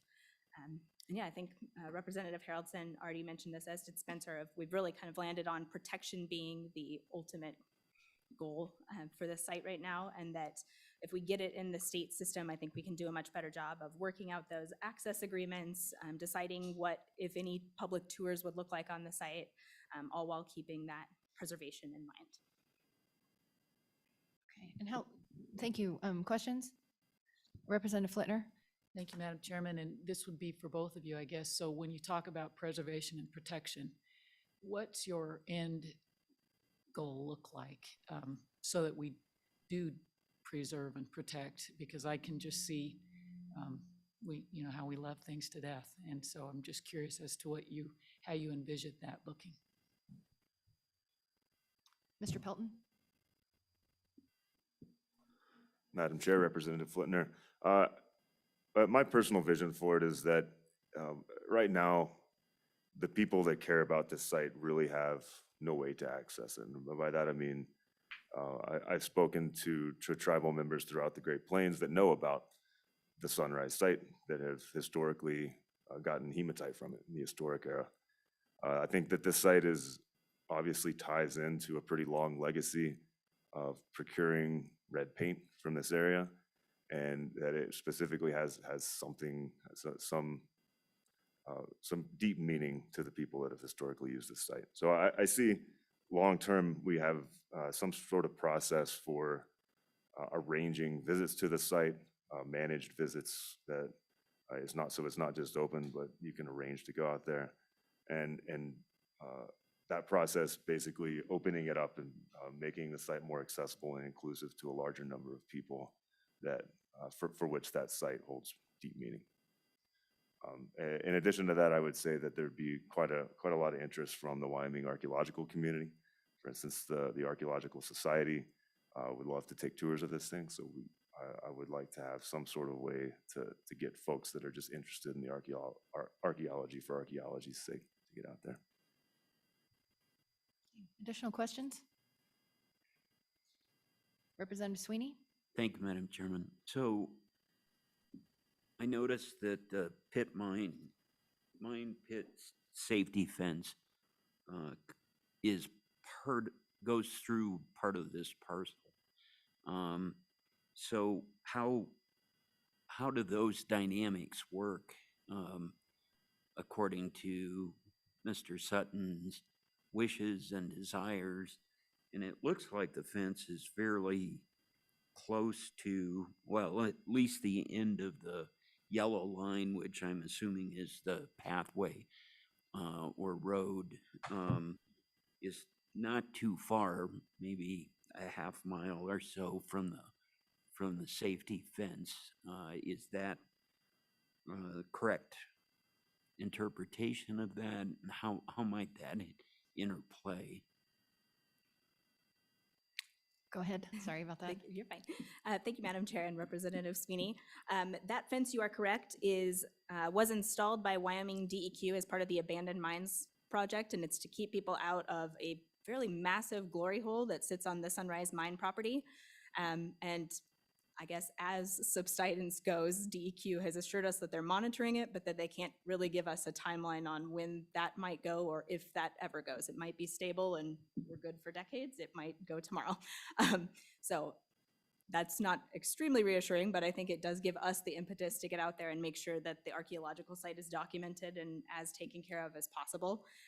And we would probably, if state parks installed a fence, I think we would have an additional fence coming away from that chain link that DEQ has provided, kind of regardless of where our property boundary was, just to keep visitors that much more deterred from getting close. It's quite the view, but not exactly a safe area. Okay. Additional questions? Okay, seeing none, thank you so much for being here today.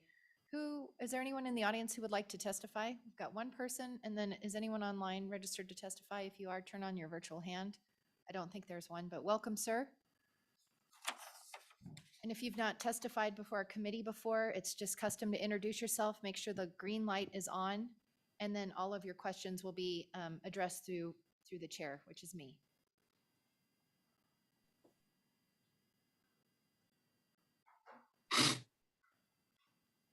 Madam Chair, the green light's on. Madam Chair and members of the committee, my name is Dudley Gardner, and I accompanied Representative Harrelson to the site. And I taught at Western Wyoming College for 33 years, and I've been an archaeologist within the state of Wyoming for 41. And I've wrote the history of Wyoming coal mining, and I point that out for one purpose only. I really am appreciative to Mr. Sutton donating this to the state. That was what he decided to do with the money that he earned from mining, and that he had enough self-awareness of what the site's significance was that he wanted to donate it to the state, and it's a generous thing.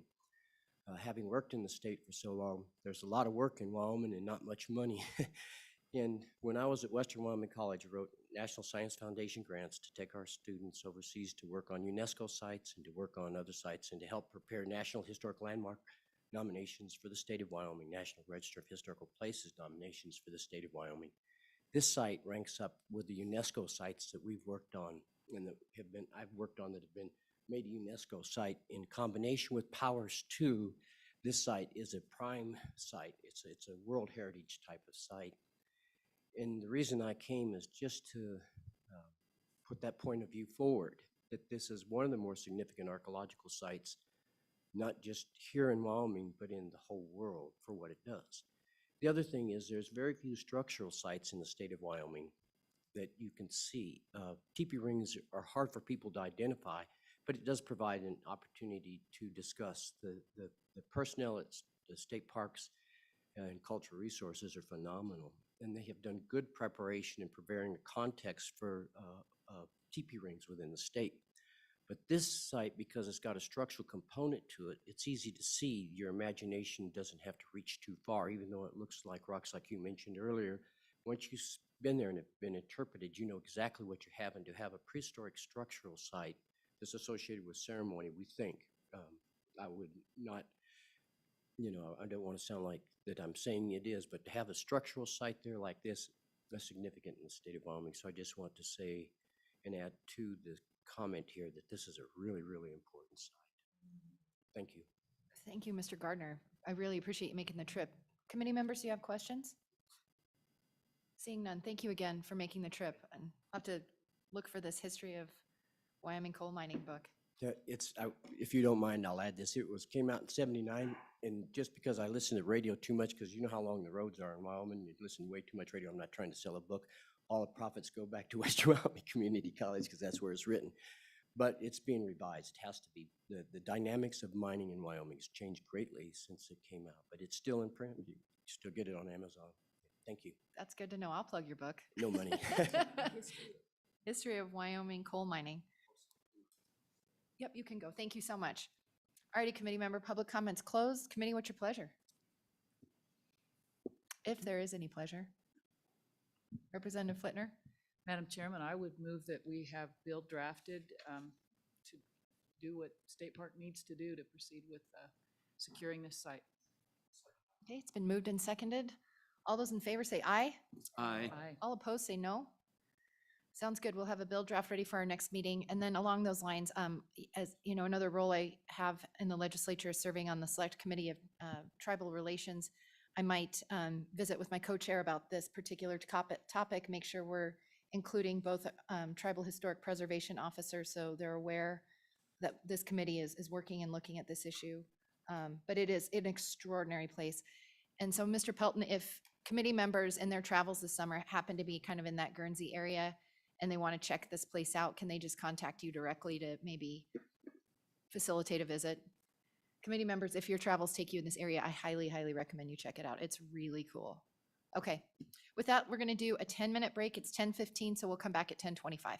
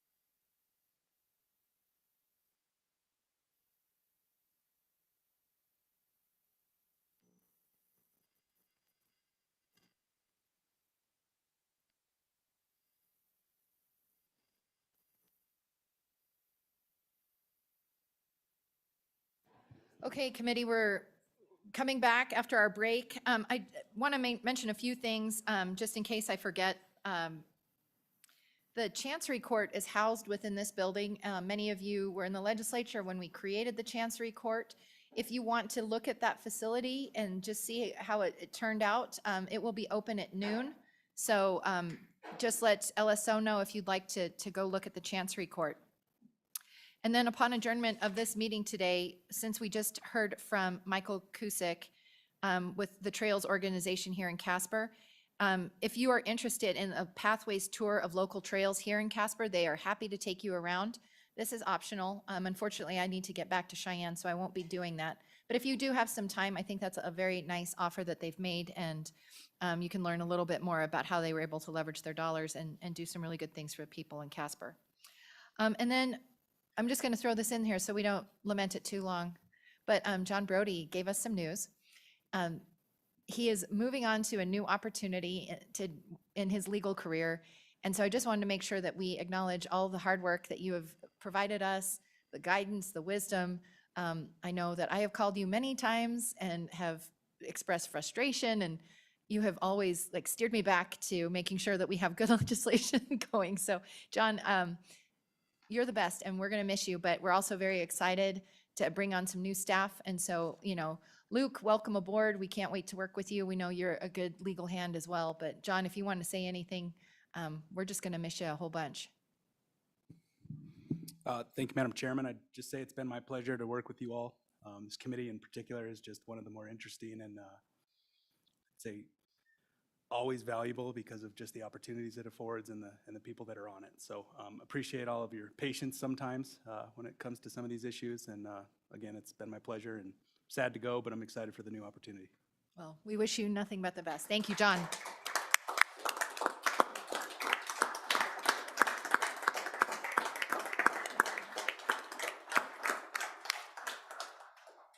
Okay, committee. So we are just a little bit behind schedule. I think we're doing okay. We're going to have a presentation from the Wyoming Cultural Trust Fund.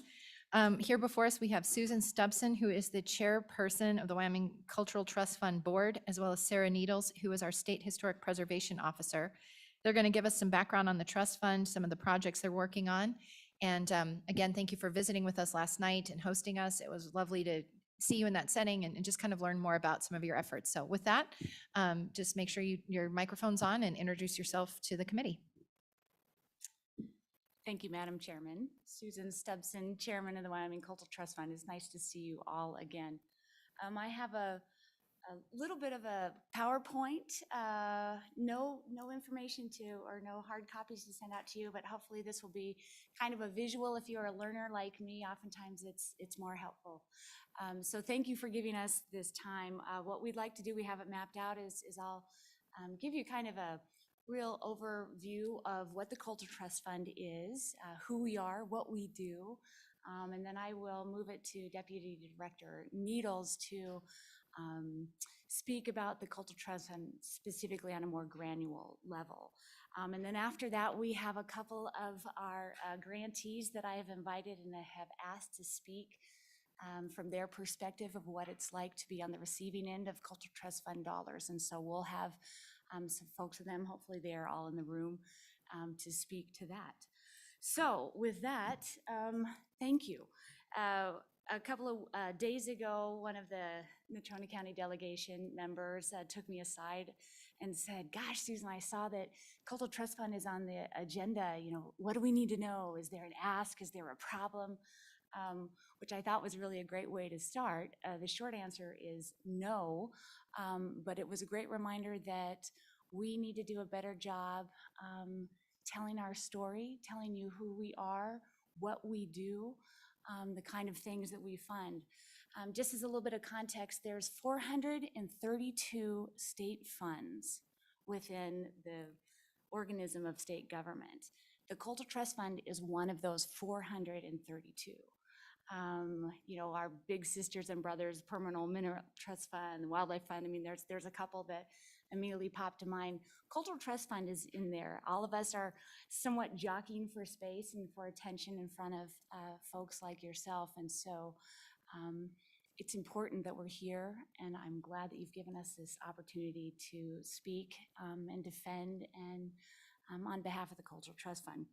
So for those of you who have your statutes, we are 110% statutorily guided. We are a beast of the statute. Our enabling statute is 9-23 et sec. I'm an attorney also. I won't bore you with it, but when in doubt, I always return to the statute. Tell us what it is that the law tells us that we need to do. I won't spend a ton of time on this, but it's important to me when I was looking through the enabling language of it. There's a couple of lightning words that always bounce out at me. When the legislature enacted this statute, they recognized, quote unquote, the unique cultural heritage of this state and the necessity to preserve it, to promote it, and to enhance the cultural heritage. That's what this board does for now and for future generations. One more really important critical component of this statute is that the statute is inviolate. It's a permanent fund in perpetuity. So with that, our mission, the board has, and my predecessors on the board have taken the language from that statute and put forth what our mission is, which is to do exactly that. And that is not popping up, but I'll tell you what it is. We have some language.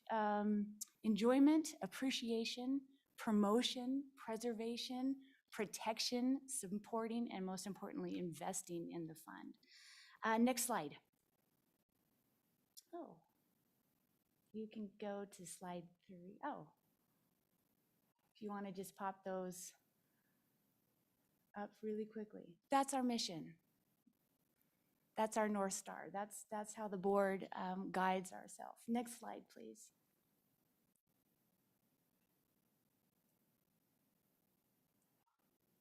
Okay, while we're waiting for it to pop up, what do we fund? Cultural Trust Fund has a pretty broad categories of the things that we fund. When you use language like preserving cultural heritage, that means something different to every one of you. It means something different to me. The Cultural Trust Fund embodies that and tries to fund all of these categories. You see these categories up in front of you. It's a pretty broad brush, broader than some other funding sources, and that's important for reasons that I'll get to. Importantly, one thing in all that category, I will just note a couple of things. The Cultural Trust Fund funds categories for organizations. Archaeology is one of them, historic preservation. Many of these organizations have really limited avenues and sources in which they can seek funding. Cultural Trust Fund has that ability to fund those organizations that can't find any other sources. We also pride ourselves on the unsexy projects, bricks and mortars. You know, when you're in an organization, I think it's easy to get donors with flashy and exciting programs and organizations, things like that. We like to fund the things that it's difficult to find funders for.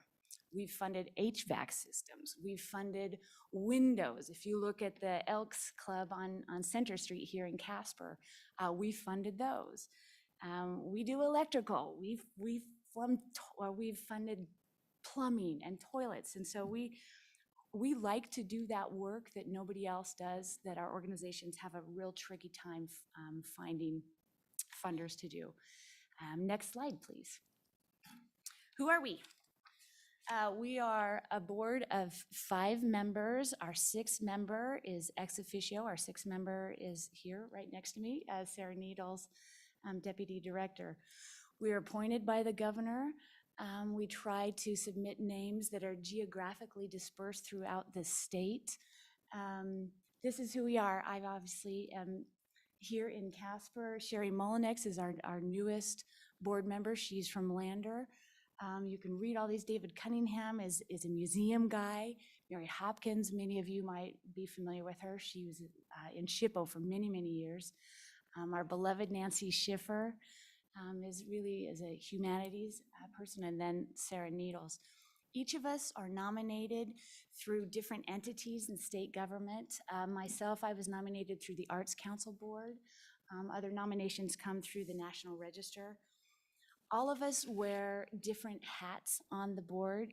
We each bring our own experience and expertise in specific areas. Myself, my background is in performing arts. Other folks on the board, we have a museum guy, we have historic preservation. That's important. When we review these grants, as a body, this board gets together.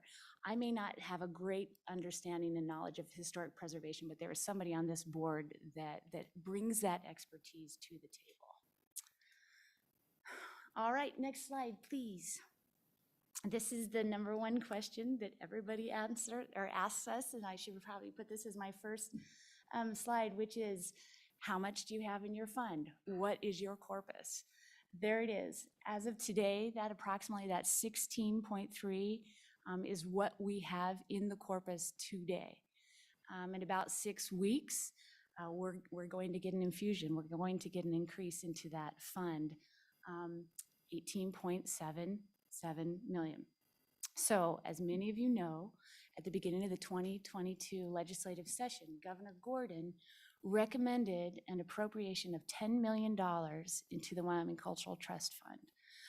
You can imagine our excitement, hoping that that was going to happen. And many of you have hopefully received a lot of emails and texts, lots of personal contacts encouraging not just this committee, certainly, but the entire body to do what we can to grow this fund. At the end of the session, that 10 million landed at 2.5 million. I want to say thank you for that. We have champions in front of me, and we have champions behind us. Our MO up to this point has been to find and grow and cultivate relationships within the legislature of folks that understand the importance of what the Cultural Trust Fund does, what it means. And that has been fairly successful for us. I cannot tell you how important it is, the work that you do on our behalf. I want to thank you for doing that. We really feel like we're in here for the long game, making the case as to the importance of what the Wyoming Cultural Trust Fund does. So thank you once again for that $2.5 million. I'm not a math person, so don't hold me to this, but roughly speaking, we can jump to the next slide. I've put together kind of a brief, I've taken every other year slide of how the fund has grown. Back to that $2.5 million, that increase that we got this last session was almost 200% increase that we've ever gotten before. So I cannot thank you enough for that. The second half of my presentation, I'm going to show you what we're going to do with it, why we need it, frankly, why we need more. Just really quickly, you can kind of take a look and see how the fund has grown. You know, really 2007 is when we really started churning and burning and getting some funds in here, and we're able to do something and disperse those funds. On the other hand, our growth has been modest. We have grown the fund, but you know, roughly in a 10, 12-year period, I'll use the 2022 example of now if we're at 18 million. I mean, we've grown less than $10 million in 12 years. I think that we can do much better. I think we can show you why we why we need to. So if you want to, one more thing. In 2007, one thing changed, which is not on this slide. You'll see us slowly, legislature appropriates amounts into the funds. We're slowly growing this fund. In 2007, in my view, it was something of a game changer. It's a little bit of a sleeper of a game changer, but it was a game changer nonetheless. In 2017, we finally set up a mechanism by which the fund can receive private donations into the fund. So in other words, we have the legislative authority to entertain private dollars into the Cultural Trust Fund. We've done that. There's many folks in this room actually that have contributed to the fund. The ability to have private funds into the Cultural Trust Fund, to me, helps us make the case of the importance of the value of the Cultural Trust Fund, as well as the private-public component of this state fund. I think that that's critical. Deputy Director Needles will speak to this a little bit more, so I just wanted to plant that little seed. We can go to the next slide. There you go, and you might want to just populate all of the language on there. Thank you. Okay, so we have $18 million in our corpus. We have 2 grant cycles a year. Actually, once we're done with this meeting, we are all headed to Rock Springs, and we will have a 2-day session where we review the grants and we will disperse the funds. Our maximum amount is $50,000. Every single cycle varies a little bit. On average, we get approximately 32 grants per cycle. It's really responsive to the last cycle we found with our donors is oftentimes, and we're very much at the whim of the market as well. We don't typically know what the disbursement, what the earnings are that we will be able to disperse. And our community, our cultural community, our grantees react to that. And so it fluctuates how many grants that we receive. Since I've been on the board, you know, we've had as low as 20, 22 grants a year up to close to 40. With the exception of the last cycle, we never have the funds to meet the needs. We never have the available funds to meet the needs from our grantees. And depending on the cycle, usually we're able to meet them either $2 to 1 or sometimes $3 to 1. And these are assuming, when I talk about the needs, these are the grants that have gone through the vetting process. This is ones that the boards have all reviewed, have all discussed, and found them worthy of these state dollars. Of those funds, we still can't meet those needs. Let me see what else. Oh, also under our statute, the requirement is a 1-to-1 match. So when Organization A says, I'm applying to the Cultural Trust Fund for $10,000 for X project, that's great. We award them $10,000. That organization is required to match it 1-to-1. So every Cultural Trust Fund dollar, every state dollar, these private organizations are required to meet that with $1. That's important to me. So what does that mean? We can go to the next slide. Thank you. So if I'm sitting here and maybe Cultural Resources and Cultural Trust Fund is new to me, I haven't had experience with the constituents that have been the recipients of it. Fair question. What does this mean? How does this affect the average Wyomingite? This is how it affects it. Welcome to the creative economy. This word, the creative economy, is a term that we've been using for the past couple of years. This body, more than anyone, is more than familiar and has had this conversation countless times about how do we get our economy through the boom and the bust. I have always subscribed to the belief that when things are low, when we are on portions of the bust period, this is really a great time, a great opportunity to maybe start thinking about different ways to diversify our economy. I think the Cultural Trust Fund falls right dead center into how we can do that, and that's the creative economy. By starting to invest in lifestyle, livability, things like that. That's always been a really difficult argument for us to make because it doesn't have any real tangible outcomes that we can prove. We don't have this hard data. On the other hand, this $8 to 1, that's our return on investment that we can show you. This is information, this is data from our grantees. It comes from a number of different sources. For every $1, every one state dollar in the Wyoming Cultural Trust Fund is matched by 8 private dollars in that community. So for example, we fund a program with the Wyoming Symphony. Folks come from all over town, come to Pops in the Park. They spend money, they go to the restaurants, they stay in the hotels. That's where that $8 comes back. That's important. That return on investment, we will continue to bang the drum. I know that we talk about the importance of keeping our young folks in the state, or if our young folks leave, having them come back. That intangible. We want to make Wyoming a place where people want to be. That's what the Cultural Trust Fund does. Any of you who were here for the eclipse saw that people, you can't articulate it, you can't put your finger on it, but it's a place people want to hang out. I'm going to give you one example, and then really I'm hoping that our grantees and my friends here in the room will be able to make a better case to hear from them.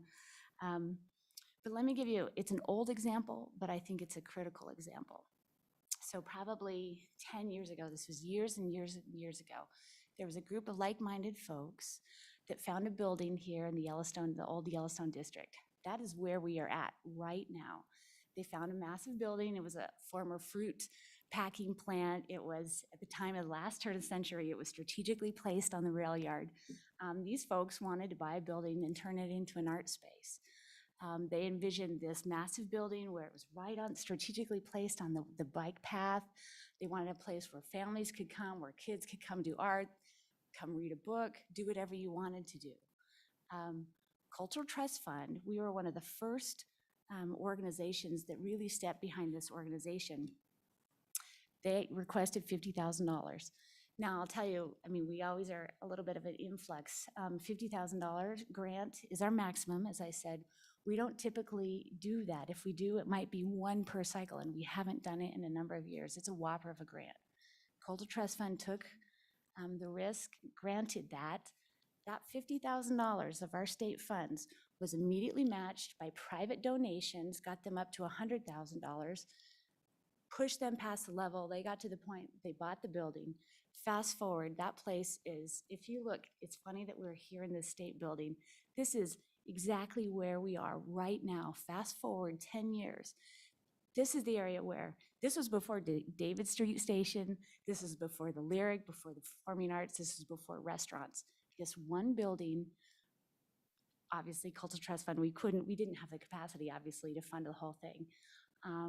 But I firmly feel that the Cultural Trust Fund dollars were the spark by which started this entire community down here, which is now restaurants. If you come here during the summer, there's festivals every night, there's food trucks, there's parties. That's where people are gravitating to, and that's because, in part, Wyoming Cultural Trust Fund dollars. All right, so that's a little bit of what we do. The board is constantly reevaluating, not just the board, but our cultural community. Our friends here that we have here in the room are constantly figuring out what have we done, where have we gone, how did we get here, how can we be better? Where are we right now, what's next for us? Next slide, please. So here's our strategic plan. We want to grow the fund. That's always been our fund. That's what the legislature requires us, and the legislation, our statute, requires us to do, which is to grow this fund. That's our plan. To promote, I'm bouncing around a little bit, to continue to promote. That's why we're here in front of you, to make our case, to give an introduction to this committee of what it is that we do. Now, I'll tell you, in 2015, our strategic plan, we had a plan to grow the fund. We had a 20 by 20 to grow the fund to $20 million by 2020. We didn't quite get there. So now we have recalibrated our plan, which is now to increase the corpus 30 by 30, which is to increase it to 30 million by 2033. Finally, and this is where I will let Deputy Director Needle speak to how we think that we can get there with these plans, is visit with you a little bit about a private foundation. Next slide, please. So the last thing I will leave you with is this, is we are a 5-member board. We're volunteers. We're not paid to do this. We love this fund. We're passionate about this fund, but we also feel strongly that we're the protectors of this fund. So I have this slide of a cow dog. I mean, this is familiar to all of us, frankly, in Wyoming. I have a cow dog myself. And if you spend any time on the high range and you see these dogs out there, the first thing that they do is they gather, they protect, they continue to kind of nip at those heels, keep everybody on task. That's what we do. That's how we see ourselves. We are stewards, we're shepherds of this fund, and we're protectors of this fund. So with that, I will tell you, I'm honored to have this opportunity to be in front of you and to make the case. I love the Cultural Trust Fund, obviously. I'm happy to do that. You can go to the next slide. And thank you for your time. And I am happy to answer any questions, or I will move it to Sarah Needles. Thank you. Thank you, Ms. Stubson. Questions for Ms. Stubson? Really helpful. I think it's just good to see all those numbers. Hello, Ms. Needles. Oh, I'm so sorry. Senator Schuler? Thank you, Madam Chairman. This will be a quick one, I think. Just wondering, in terms of your funding, in order to grow your fund, do you just use the interest off the corpus for your gifts? Is that Yes. generally how you do it? Okay, Yes. Thank you. Yes, and the interest of the funds, that's what fluctuates from cycle to cycle. Thank you. Okay, Ms. Needles. Thank you, Madam Chair. Sarah Needles, I'm the Deputy Director for State Parks Cultural Resources on the Cultural Resources side of the House, and also, as you started out saying, State Historic Preservation Officer. I want to be pretty succinct in my comments because we do have guests that we invited today, and we felt that it was really important to make sure that you hear from the people that are receiving the grants and how it's impacted them, how it's impacted their organizations and communities. So to be pretty quick, but I do want to say I'm really grateful that we have a board chair who is totally engaged and obviously very passionate about the trust fund. Doesn't always happen that you get that, so I just want to give Susan kudos for being a great board chair of the last few years. So just quickly, I want to just reiterate the uniqueness of this fund. Oftentimes we're confused with the Humanities Council and with the Wyoming Arts Council. And to just kind of point out the differences between those, the Wyoming Arts Council is also in the Division of Cultural Resources, but they fund specifically arts grants, and that's it. The Cultural Trust Fund, as Susan pointed out, is much broader, can fund things like historic preservation, archaeology, bricks and mortar things to get buildings in downtowns that are kind of defunct back into shape and operating again. And that's the kind of thing that this is the only place people can find that kind of funding in Wyoming. There's really no other way to find it.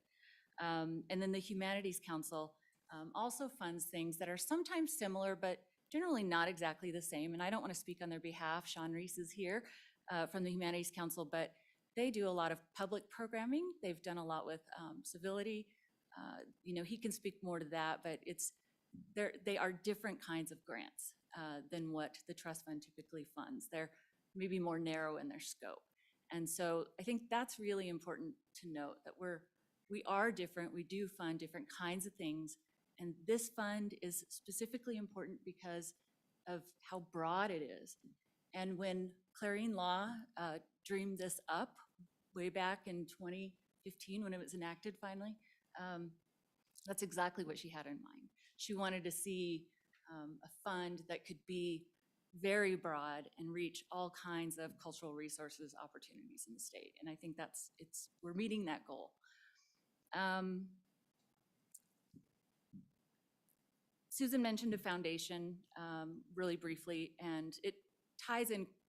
It's not something that we have going right now, but it ties in with our desire to grow the fund. Obviously, we will continue to ask for funds through the general fund process, but really we want to have a mechanism where we have a foundation that is not within our agency, but that is a private foundation that can support raising money, have someone that can do those asks around the state to bring more money into the corpus, so that then, we could come back to the legislature and say, we've raised another couple $1 million through private sources. This is important to the people of Wyoming. Let's match that maybe with general funds. So that's kind of the goal here. We've talked to a couple of partner agencies about how to do that, how to hire somebody, an executive director and fundraiser to get that process started. Takes a little bit of work. We're working on it, and I'm hoping that within the next year we will have made some significant progress on that, and I'll keep you up to speed as I can. Just want to talk a little bit more about economic impact. The creative economy supports other industries, importantly, including tourism, which we know is a very important industry in our state. And it ties in closely with everything that you've been hearing from the other half of our agency with outdoor recreation.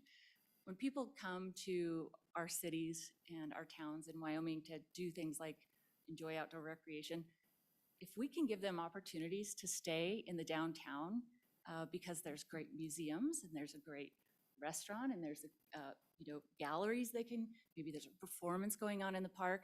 Those are the kind of things that add value to people staying an extra night, an extra couple of nights in a community, or instead of it just being like, one little group of people, guys or gals that come to bike together for one day, they bring their whole family because there's other things to do. Maybe they don't want to go bike, but the family can stay in town and visit the museum and do the other things that are provided by the cultural resources. So just want you to think a little bit about that kind of exponential growth that can happen when you invest in cultural resources in your downtowns.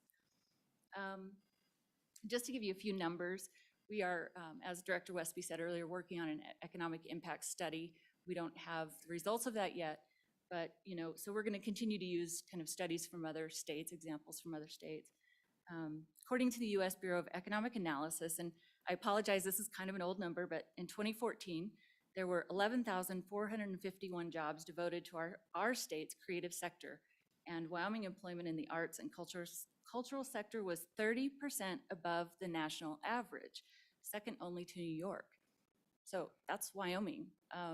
That's a lot of people don't know those numbers exist, but the cultural sector in the state of Wyoming is really valuable. The creative and cultural industries of Wyoming are an important sector, estimated at about 4.2% of the state's overall economy, with significant potential for growth. However, these industries also attract entrepreneurs, tech workers, and other professionals that are an important factor for companies looking at expanding or relocating to Wyoming.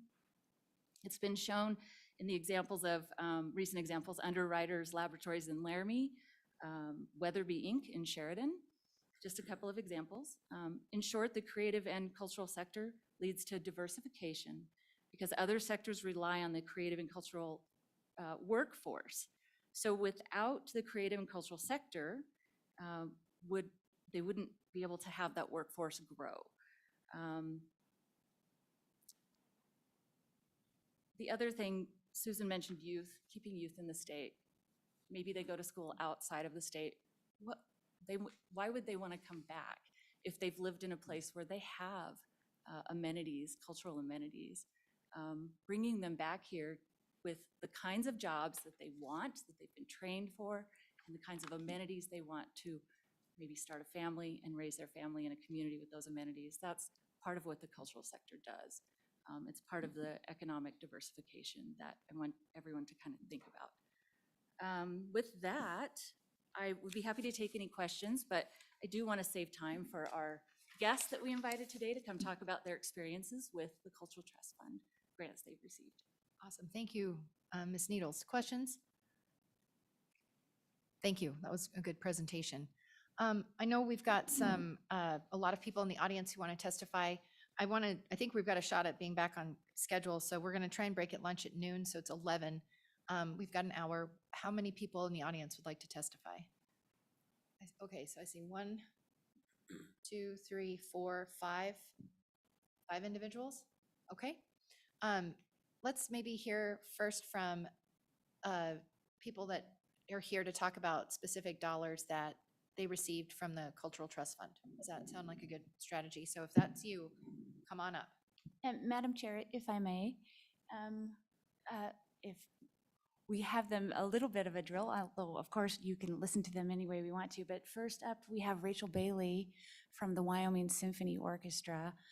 I think Lindsay Grant, on behalf of the Lyric, was planning on speaking after her, and then Tom Ray from wyohistory.org will be next, and then Sean Reese from Humanities was planning on last, if that is okay. I had And a then- feeling there was an order, so however you want to do it. Yes. If we want to just have all four of you come up and fill the bench, that would be great, just in the interest of time, and that way we can bounce back and forth with questions as we have them. Thank you so much. Thank you.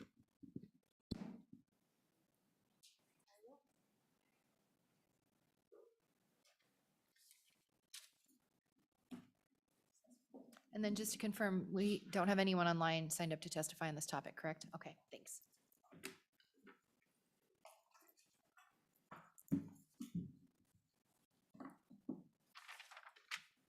Alrighty, and just as a reminder, you'll introduce yourself for the record, and then all your questions come through the chairperson, so you'll direct them at me, but then respond to individual members as they go. So I'll leave it to you to give us information as you've, I think, thought about and organized amongst yourselves.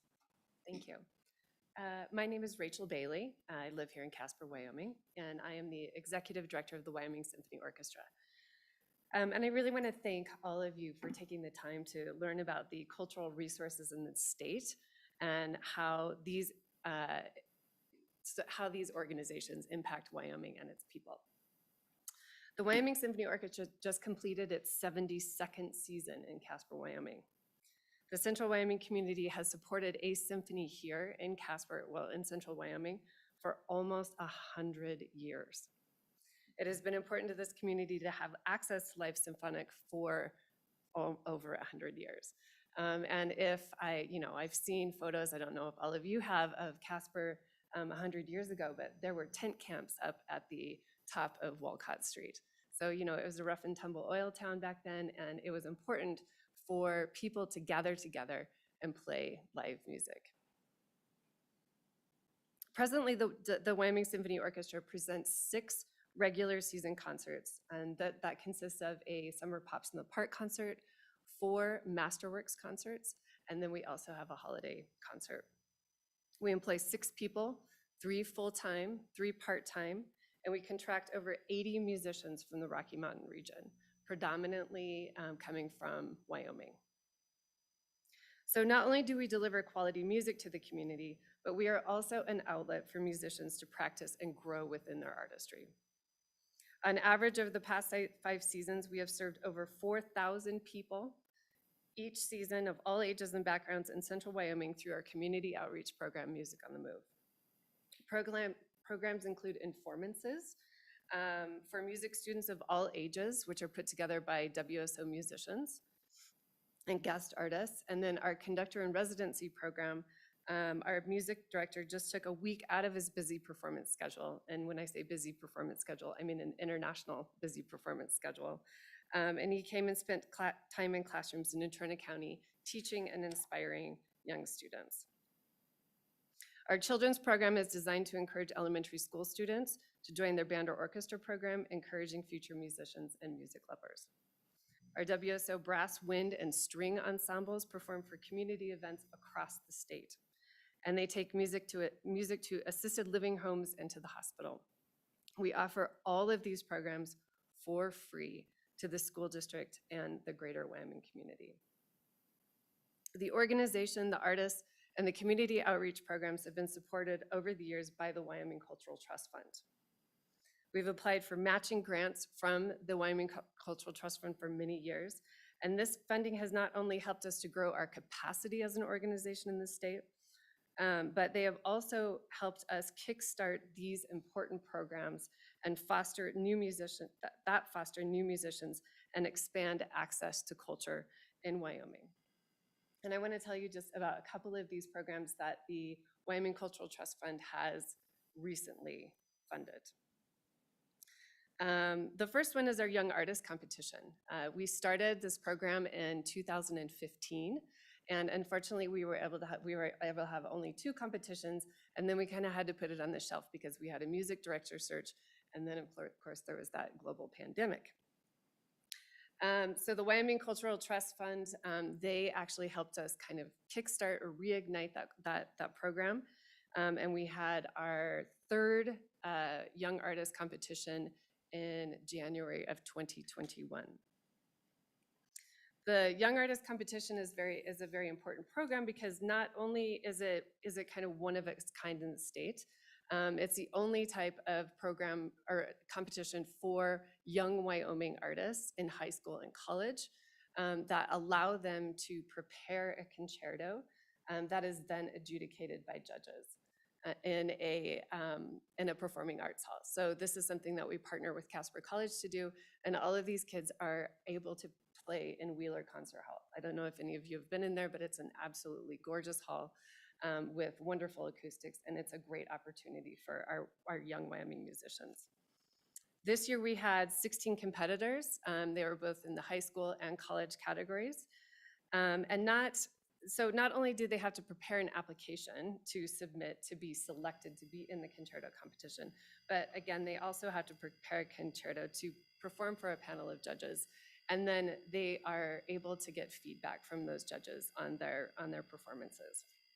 The grand prize is for one high school student and one college student to actually perform with the Wyoming Symphony Orchestra on stage at one of our concerts. The two winners of our Wyoming high school competition, or Wyoming Young Artist Competition, they just performed on April the 9th.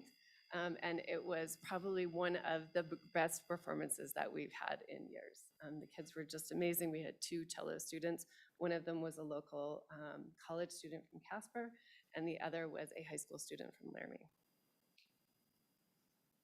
So this program not only helps young musicians with their artistry, but it is also really important to their future endeavors as individuals. This is something that they can use and they can put on their college resume. They can use it on job applications. They can apply for master programs, et cetera, et cetera. And, this program also fosters young musicians to hopefully return to Wyoming and add to our cultural economy. A lot of the musicians that we have that play in the Wyoming Symphony Orchestra, they all have day jobs. We have engineers, teachers. We actually have somebody that works here in the state office building, and they all are here in Wyoming for work and because they enjoy it, but they also are able to then, have their craft. So the second one that I'm going to tell you a little bit about is our Pops in the Park concert, and it was something that Susan kind of brought up earlier. This is our most accessible concert, and the Wyoming Cultural Trust Fund has contributed to it over the years. It's something where they contributed to it when we started and then kind of as a reignition last year. And it is one of our most accessible and affordable concerts that we have. It's designed to attract new audiences and expose communities members that might not regularly attend a live symphonic performance. We worked with the city of Casper on it to produce the event, and it is one of the largest events of its kind in Casper. And as Susan was talking about the creative economy, this is a great example of contributing to that economy. Not only do we spend tens of thousands of dollars in the community, and actually it could probably be up to $100,000 to produce the concert, people from all over the state buy picnics, hotel rooms, they bring their families, they buy tickets, and maybe pay for babysitters to come and experience this show. We work with several businesses to put on the event, and we also have 65 musicians and artists who perform, who are housed and fed. Last year, we had 120 people at the park, enjoying themselves, coming together as a community. And it was really important, the funding from the Wyoming Cultural Trust for last year. It was the first big concert that we were able to put on after COVID, and it was such a great way for the community to come together, celebrate, and enjoy each other again in an outdoor setting after so many months and weeks indoors. The last thing I want to tell you a little bit about is how the Wyoming Cultural Trust Fund has impacted the symphony's growth, and specifically in capacity building. It's one of the grants that you can apply for in the state, that specifically for capacity building. And that has allowed us to grow our organization with people, the number of jobs. When I started 10 years ago, there were 1.5 people in the office, and we were able to apply for a grant, matching grant to get a second position in the office. That was a position of a development director and a program manager. that position has been so important to the symphony's growth in creating programs for the community, or not only creating programs for the community specifically, those Music on the Move programs, because it was kind of when we started getting out of the concert hall and into the community. But it also was able to bring someone back to our community, which Susan was talking about. At the time, we were kind of draft of young people, and this was 10 or 12 years ago, and we actually were able to attract Lindsay Grant back to Casper for that position. She worked with the symphony for almost 7 years in the capacity of both development director and then a marketing and graphic designer.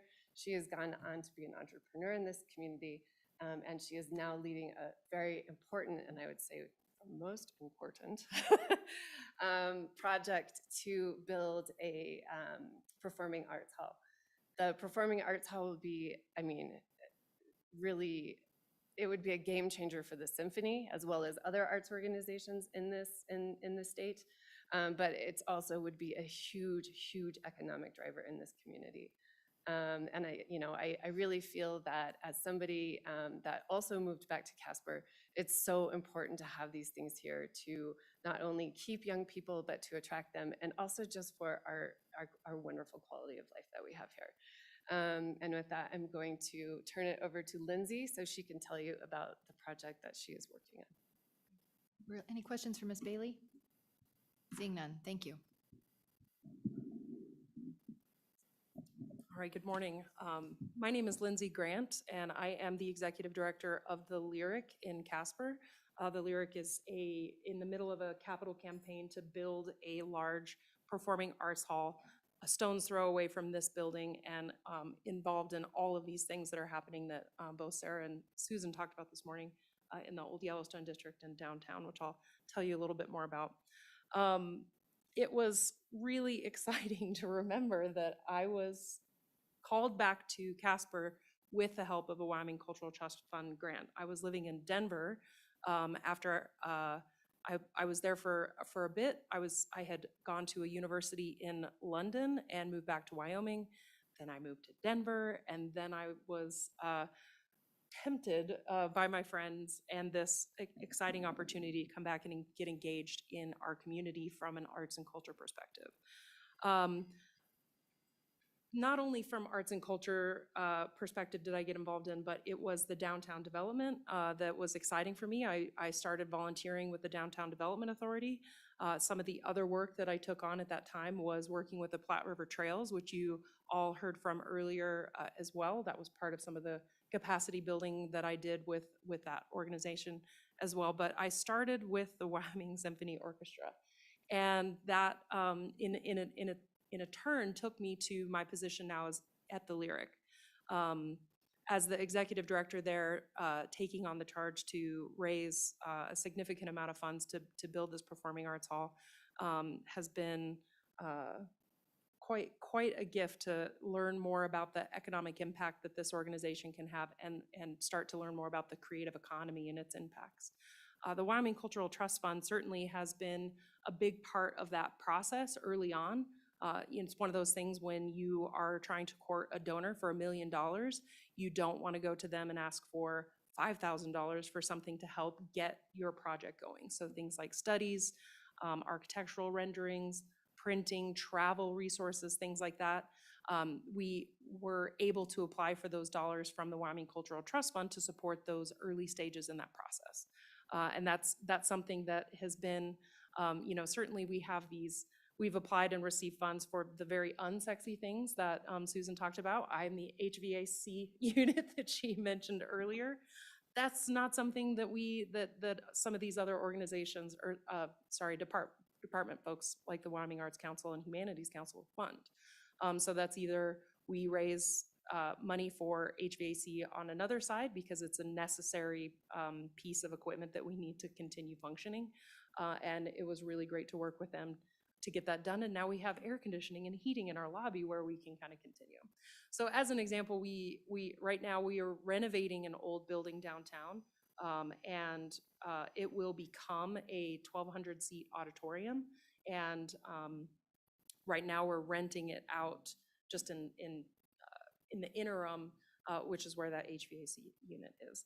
The sexy things that were able to be supported by this is something that Will, my colleague here, hopefully is going to get out to you guys as well. But this is the sexy thing. That's the brochure that was able to be also supported by that. Some of these drawings and things that is part of a big conversation that we have with our donors. One of the other things, the opportunity that was supported by the Wyoming Cultural Trust Fund was the creation of a video that we did to raise awareness about the Jane and Mike Sullivan Atrium donor opportunity that will happen in the atrium lobby of the Lyric. And of course, I think everyone's familiar with the amazing Mike and Jane Sullivan and their efforts in growing this community and the state, and even representing this country as the ambassador to Ireland. As I was hired, sorry, and I did want to talk about myself just a little bit more because thank you, Rachel. Just in terms of getting that young person back to the community to see the impact and talking kind of about that, just a few other things that I've become involved in because I moved back here with this opportunity. I am a board member of the Wyoming Arts Alliance. That was part of the hat that I was wearing last night at the Nicolaysen Art Museum. And I'm also a business owner. I've been able to start several businesses in the community now, and thinking about that economic impact and how that is also involved in our community. One of those is an Airbnb. And we've talked a little bit about tourism and talking about how do we keep our visitors here for more than a single night stay. What is that, what is that attraction getting them to say, oh yes, we are driving to Yellowstone, but we're stopping in Casper for 2 nights because they've got all of these exciting things happening. We want to be downtown. Maybe it's a rodeo happening. It's a performance at the Lyric. And my Airbnb is already busy, and so it'd be really great to kind of have it even busier with the performances and things that are happening in downtown. As I was hired by, with the support of these grant funds, also my colleague Will Bowling behind me here is also a new addition to my team. He is the Director of Operational Development. That's another grant request that with the Wyoming Cultural Trust Fund to help support bringing on talented professionals for us. And so that is another sort of exciting thing that happens with these dollars. It also encourages private development. Your support of these projects has also encouraged other private people to come in and invest their dollars in downtown. Like we talked about, the restaurants, condos, so mixed-use housing, all of the things that can happen, that are happening down here because of the spark that was Art 321.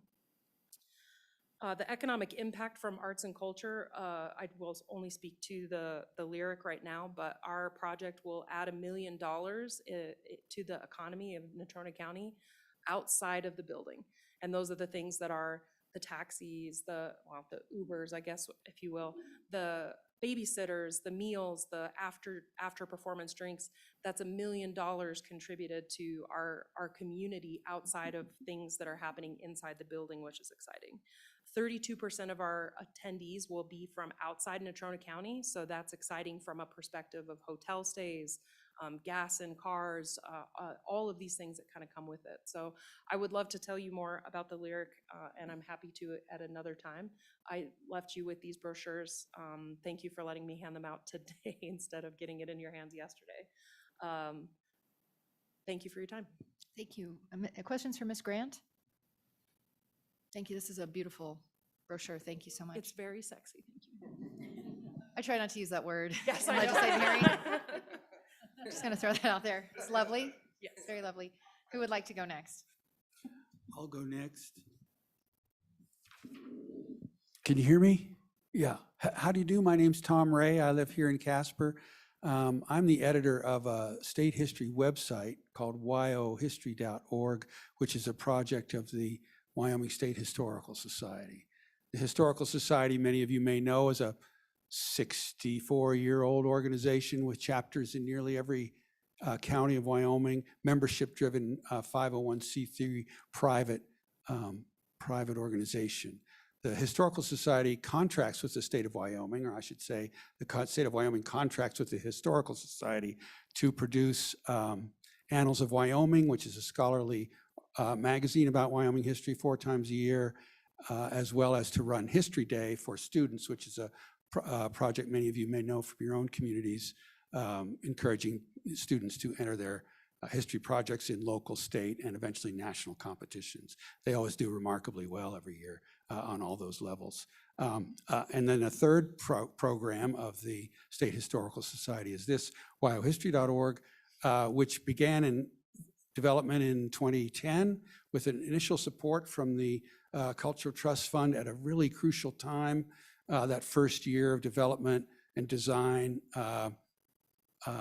And then we started in about June of 2010, and by May of 2011, we first went live on air. We now have hundreds and hundreds of articles on Wyoming history on there, as well as a lot of other features too.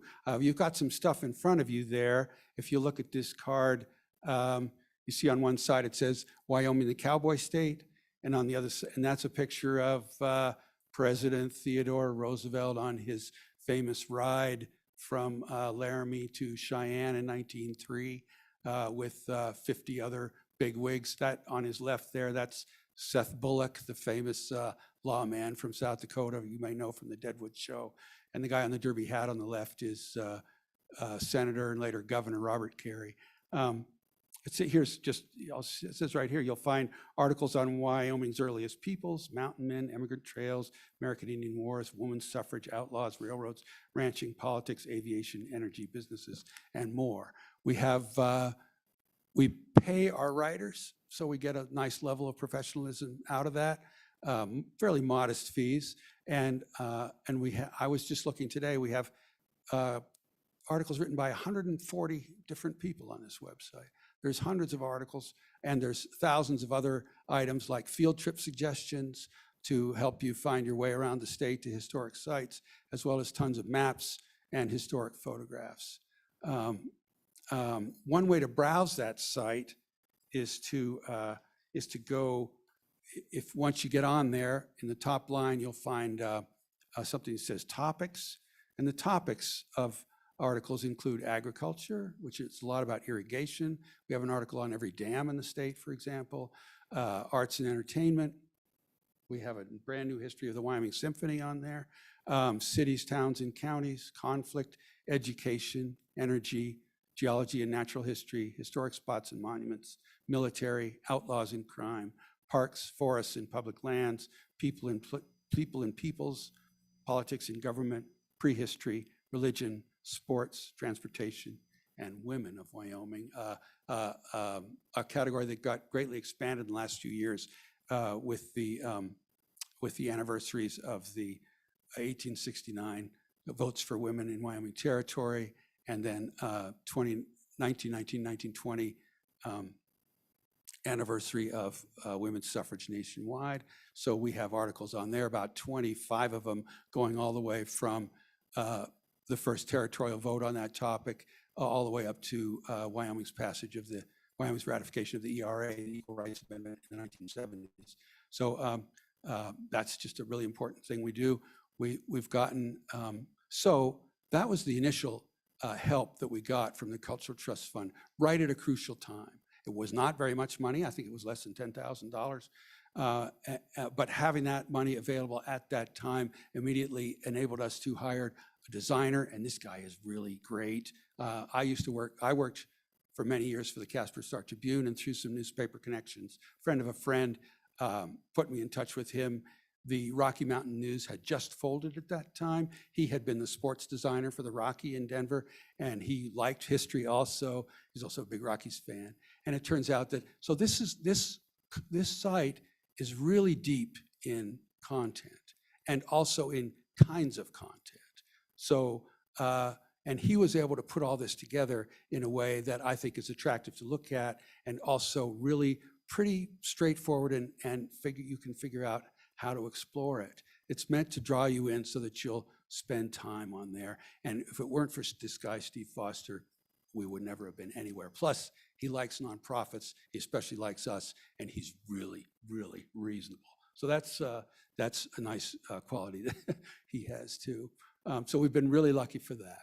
So we started out with basic stuff. We have articles, we have a history of every county in Wyoming. When you get home, look up the history of your own county if you've never been on the site before. We have articles on sort of basic historical developments like the Union Pacific Railroad, as well as the Burlington Railroad coming into Wyoming. We have articles on Wyoming's boom-bust economy, starting with the fur trade, and then moving through the cattle bust, and then moving through various mineral busts, all the way up to a fairly recent article on coal bed methane and that boom and bust in the 1990s and early 2000s, so that we get a sense of Wyoming's cyclical economic past that way. There's an article in there on the Teapot Dome scandal, but there's also an article in there on life in the Salt Creek oil field in the 1920s. So it's just a huge variety of stuff on there. We draw around, in our peak months, we've gotten as many between 70 to 80,000 page views per month.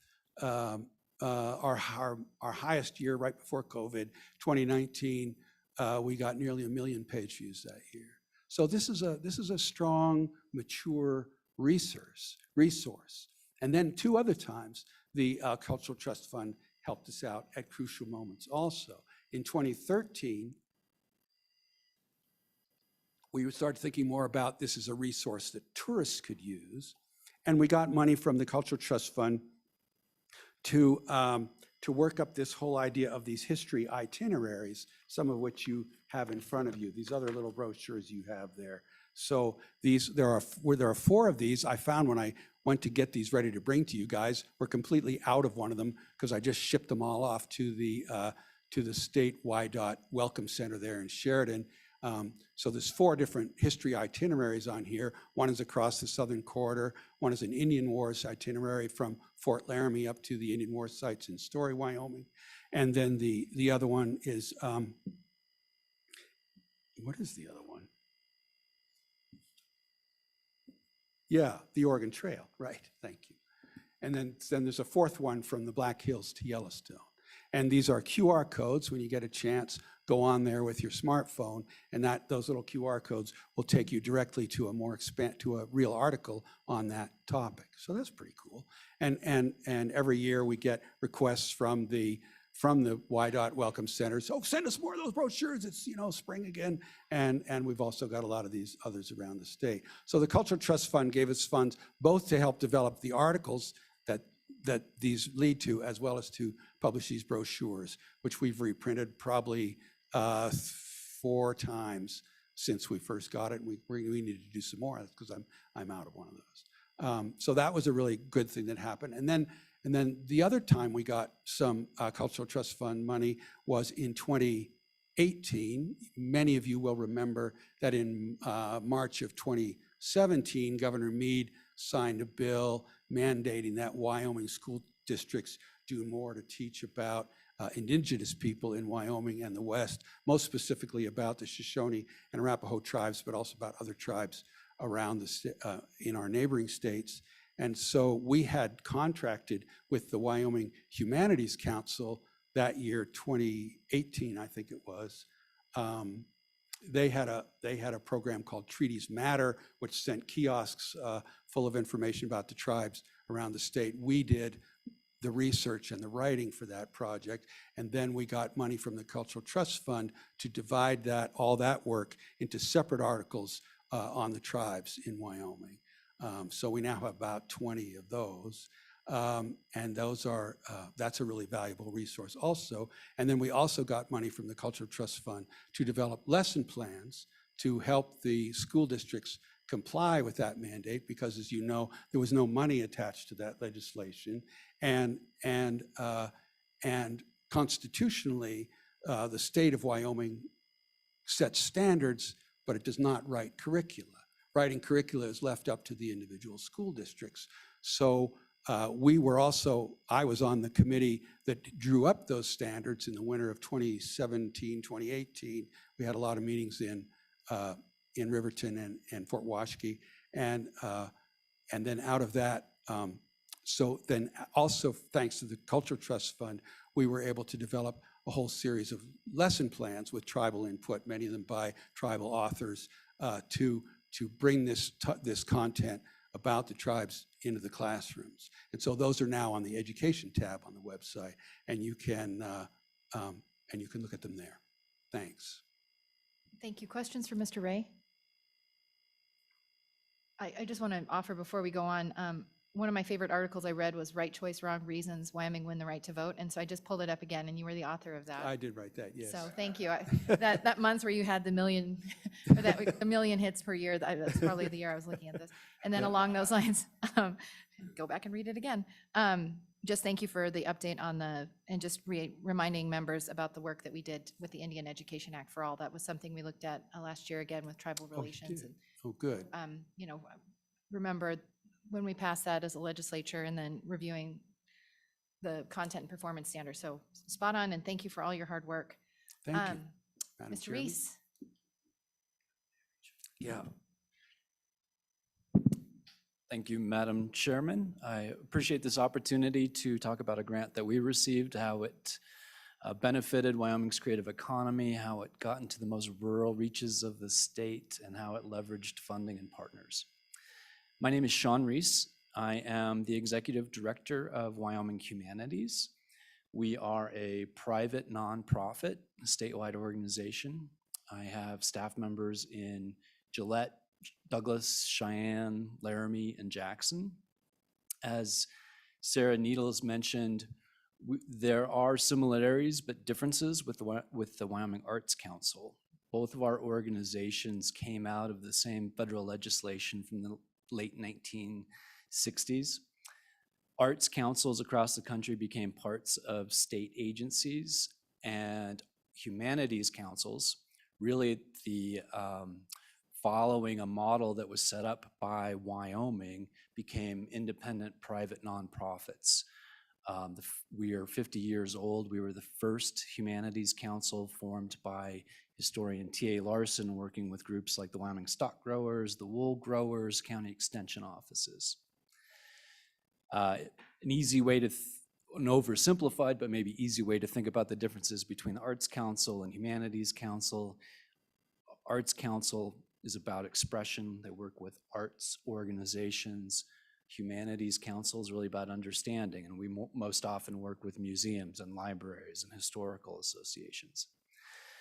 So our mission is to strengthen Wyoming's democracy by creating an environment of inspiration and wisdom and idea sharing and understanding. We feel that Wyoming inspires, and that inspired people are more likely to come together in their communities and solve complex problems in thoughtful ways. Thinking about how Wyoming inspires, the grant that we received from the Cultural Trust Fund really helped us to share stories about one man's inspiration. As many of you know, Ernest Hemingway had a strong affinity for Wyoming. It was one of his favorite places besides the continent of Africa. He spent a great deal of time in Wyoming. He was married in Wyoming. He had affairs in Wyoming. He had children born in Wyoming. He had drunk driving accidents in Wyoming. He wrote in Wyoming, For Whom the Bell Tolls, In Our Times, short story, The Wine of Wyoming. He was acquainted with Laramie, Cheyenne, Casper, Buffalo, Sheridan, Ucross, Shell, Cody, Yellowstone. We received a grant for $25,000 from the Cultural Trust Fund that we matched with $50,000, and we did a number of things with this grant. And I'll talk a little bit about how this work is continuing. Part of that grant, we worked with libraries across the state to read the same book at the same time and have discussions about how Wyoming inspired Hemingway. We were able to work with museums in Meeteetse, Moorcroft, Little Snake River branch of the Carbon County Library, as well as libraries in Cody and Powell and here in Natrona County and Cheyenne and elsewhere. We were also able to use a portion of that grant funding to work with a tech entrepreneur in Jackson and a company called Travel Story GPS, where we were able to put those stories of Hemingway's time in Wyoming in an app that a traveler can access. And as the traveler goes by these locations, the voice of Hemingway's granddaughter, Muriel Hemingway, comes through their phone or their system and describes what Wyoming's connection to Hemingway was for those particular locations. We also, part of the grant was also doing a musical interpretation. We worked with the Cheyenne Symphony Orchestra, and they worked with high schools to interpret Hemingway's Wyoming works in music, and there were discussions between the conductors and high school students. So that is how we were able to spread these dollars far and wide into some of Wyoming's smallest communities. In terms of the creative economy, where this is all coming to a big event this coming summer, the International Hemingway Society meets every 2 years, and they switch between the Eastern Hemisphere and the Western Hemisphere. And in 2017, at their meeting in the Eastern Hemisphere in Paris, they announced that Sheridan, Wyoming would be the location of their next international conference, which has hundreds of Hemingway aficionados. People are crazy about Hemingway. Fans, scholars, students. That unfortunately was delayed a few years because of COVID, but this summer it is happening. Hundreds of scholars from across the world are coming to Sheridan to talk about Hemingway. We get an opportunity to talk about Wyoming and Hemingway's connection to Wyoming. We are able to spread the word not only to the people who will be at that conference, but the visitors through the state all summer long, advertising this Travel Story GPS that gives people a great idea of locations that were important to Hemingway. Visit these communities. We're also hosting an event with author Craig Johnson. He's going to talk about how Hemingway inspired his writing, and we'll have a reading of one of Hemingway's short stories about Wyoming. So in terms of economic development in the creative economy, we're working with a tech company, we're working with visitors to a particular location, but also visitors through the state all through the summer, and frankly, beyond just this summer. We were able to leverage partnerships with wyohistory.org, Sheridan College, the University of Wyoming, State Library, the National Endowment for the Humanities. We were able to bring $50,000 of money that we had raised to match that $25,000 grant. So in sum, the Wyoming Cultural Trust Fund is important. It's getting to the most rural regions of the state. It is supporting a very dynamic and important part of our economy, and it's leveraging partnerships and other funding opportunities. And thank you for letting me share that. Thank you. Questions for Mr. Reese? Seeing none, thank you, everyone. I think we learned a lot about your work. Okay, we have a gentleman in the back in a purple shirt who'd like to testify. Who else in the audience would like to offer public comment at this time? Is that it? Just one person? Okay. Welcome, and you'll introduce yourself, and all questions come through the chair. Just make sure the green light is on. Thank you, Madam Chair, and thank you, members of the committee, for being here and having such a great conversation around Cultural Trust Fund. Can you hear me okay through it? So I'm the executive director. My name is Tyler Sesser. I'm the executive director for Art 321 here in Casper that Susan wonderfully mentioned earlier. We have received significant support through the Cultural Trust Fund for the last several years, and my colleagues have talked so much wonderful, provided light on this creative economy that I'll give a couple notes about the ripple effect that we've had in the community in that regard, but I want to spend some time on some other aspects. So we coordinate the Casper's Art Walk. Every year we've done so for the last 6 years, which completes this circle of downtown from us through Science Zone, some of the like occasions by Corey's, a local business, and it goes all the way to the Nicolais and comes back through Scarlo's, an independently owned art gallery and coffee shop. And we see hundreds of people come out for that and visit the local businesses and shops and spend money.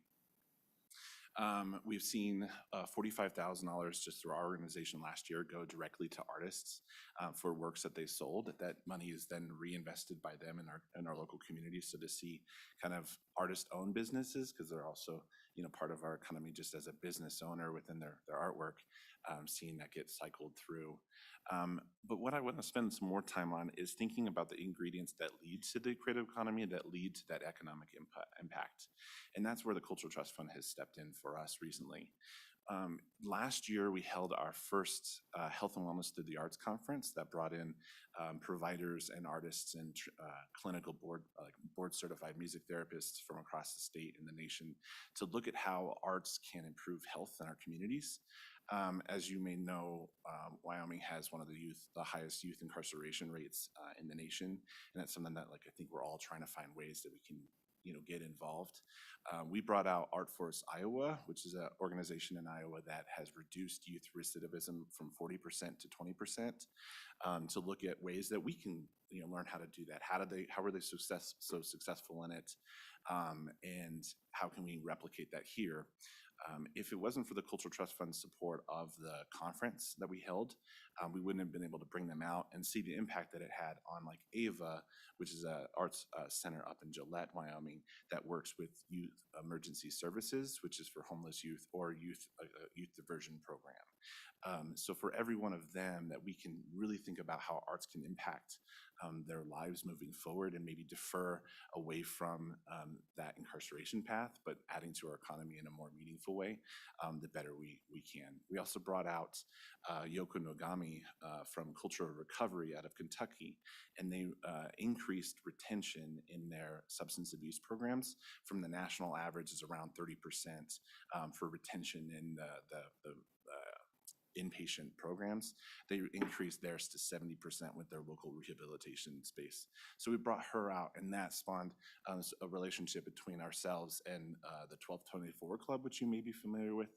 They're a substance abuse or recovery space inside of Casper, and now we're working on clinical arts therapy programs with them. So again, we were able to bring out a resource and bring out a model to showcase to artists in Wyoming for how we can kind of create that ecosystem that feeds the creative economy and that adds to every other aspect of what you all work to represent within the state.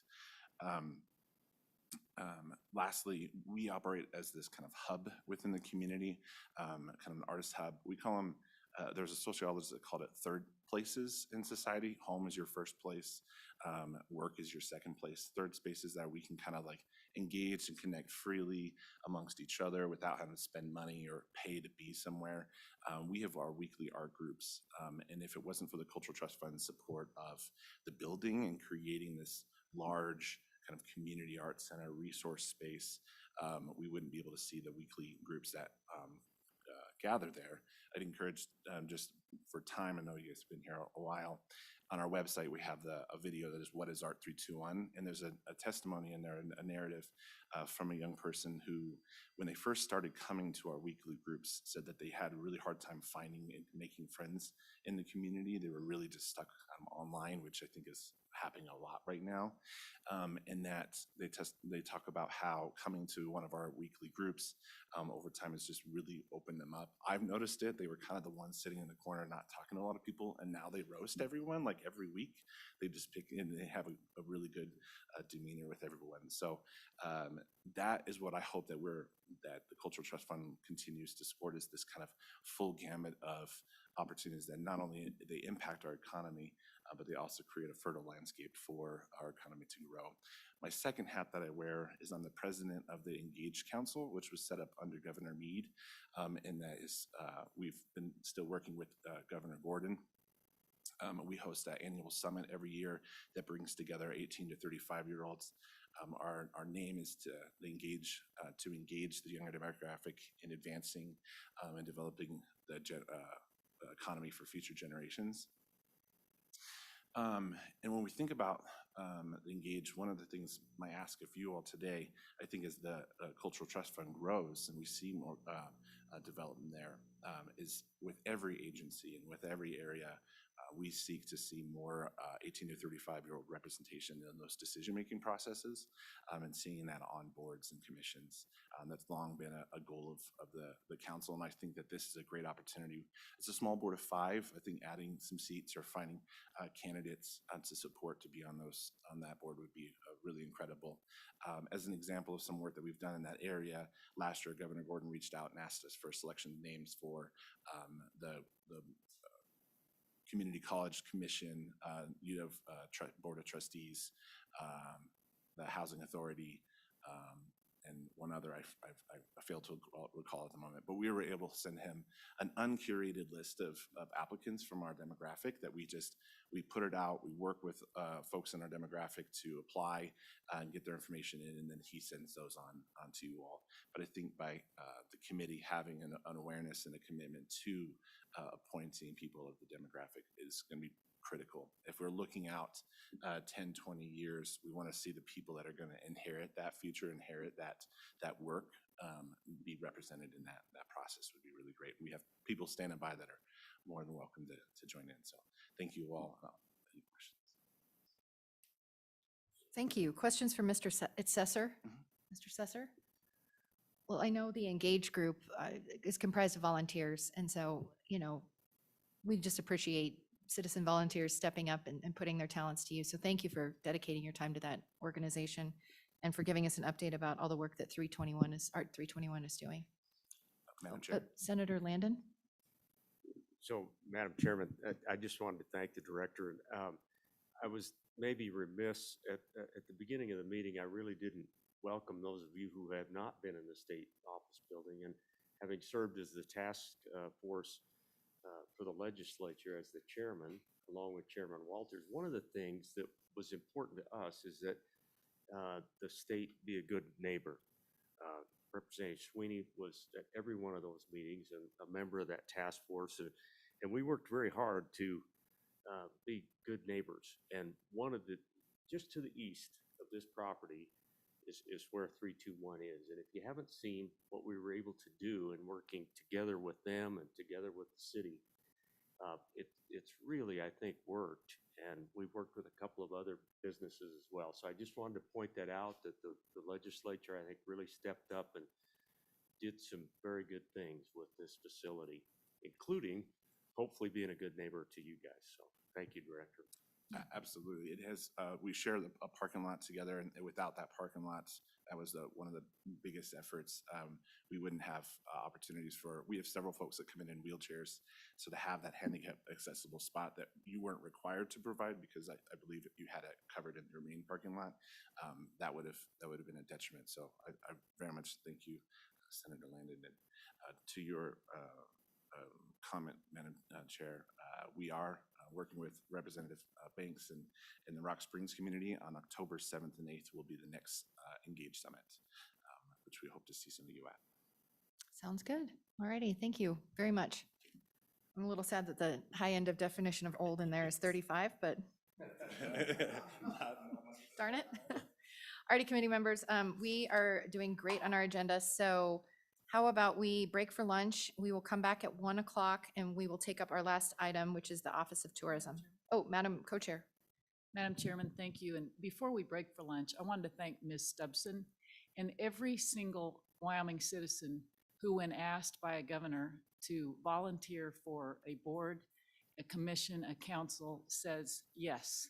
I have a husband who said yes to 2 governors and gave 12 years of his time to a board and a council. And it is not said enough how much we appreciate what you do, because it is hours of time spent away from your family and on the road, and you are passionate and you are driven.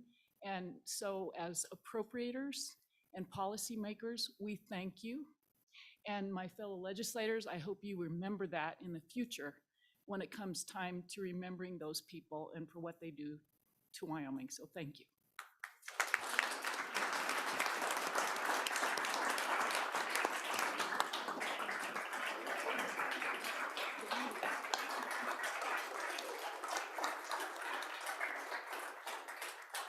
You know, Madam Co-Chair, before we break, maybe it is a good opportunity. You know, I'm really thankful that we had all of you come together. It certainly helped me understand the role that cultural resources from a state agency perspective, the work of the humanities, the Arts Council, like, I don't think I pay attention to this stuff, and I don't think I really fully understood how they all interact.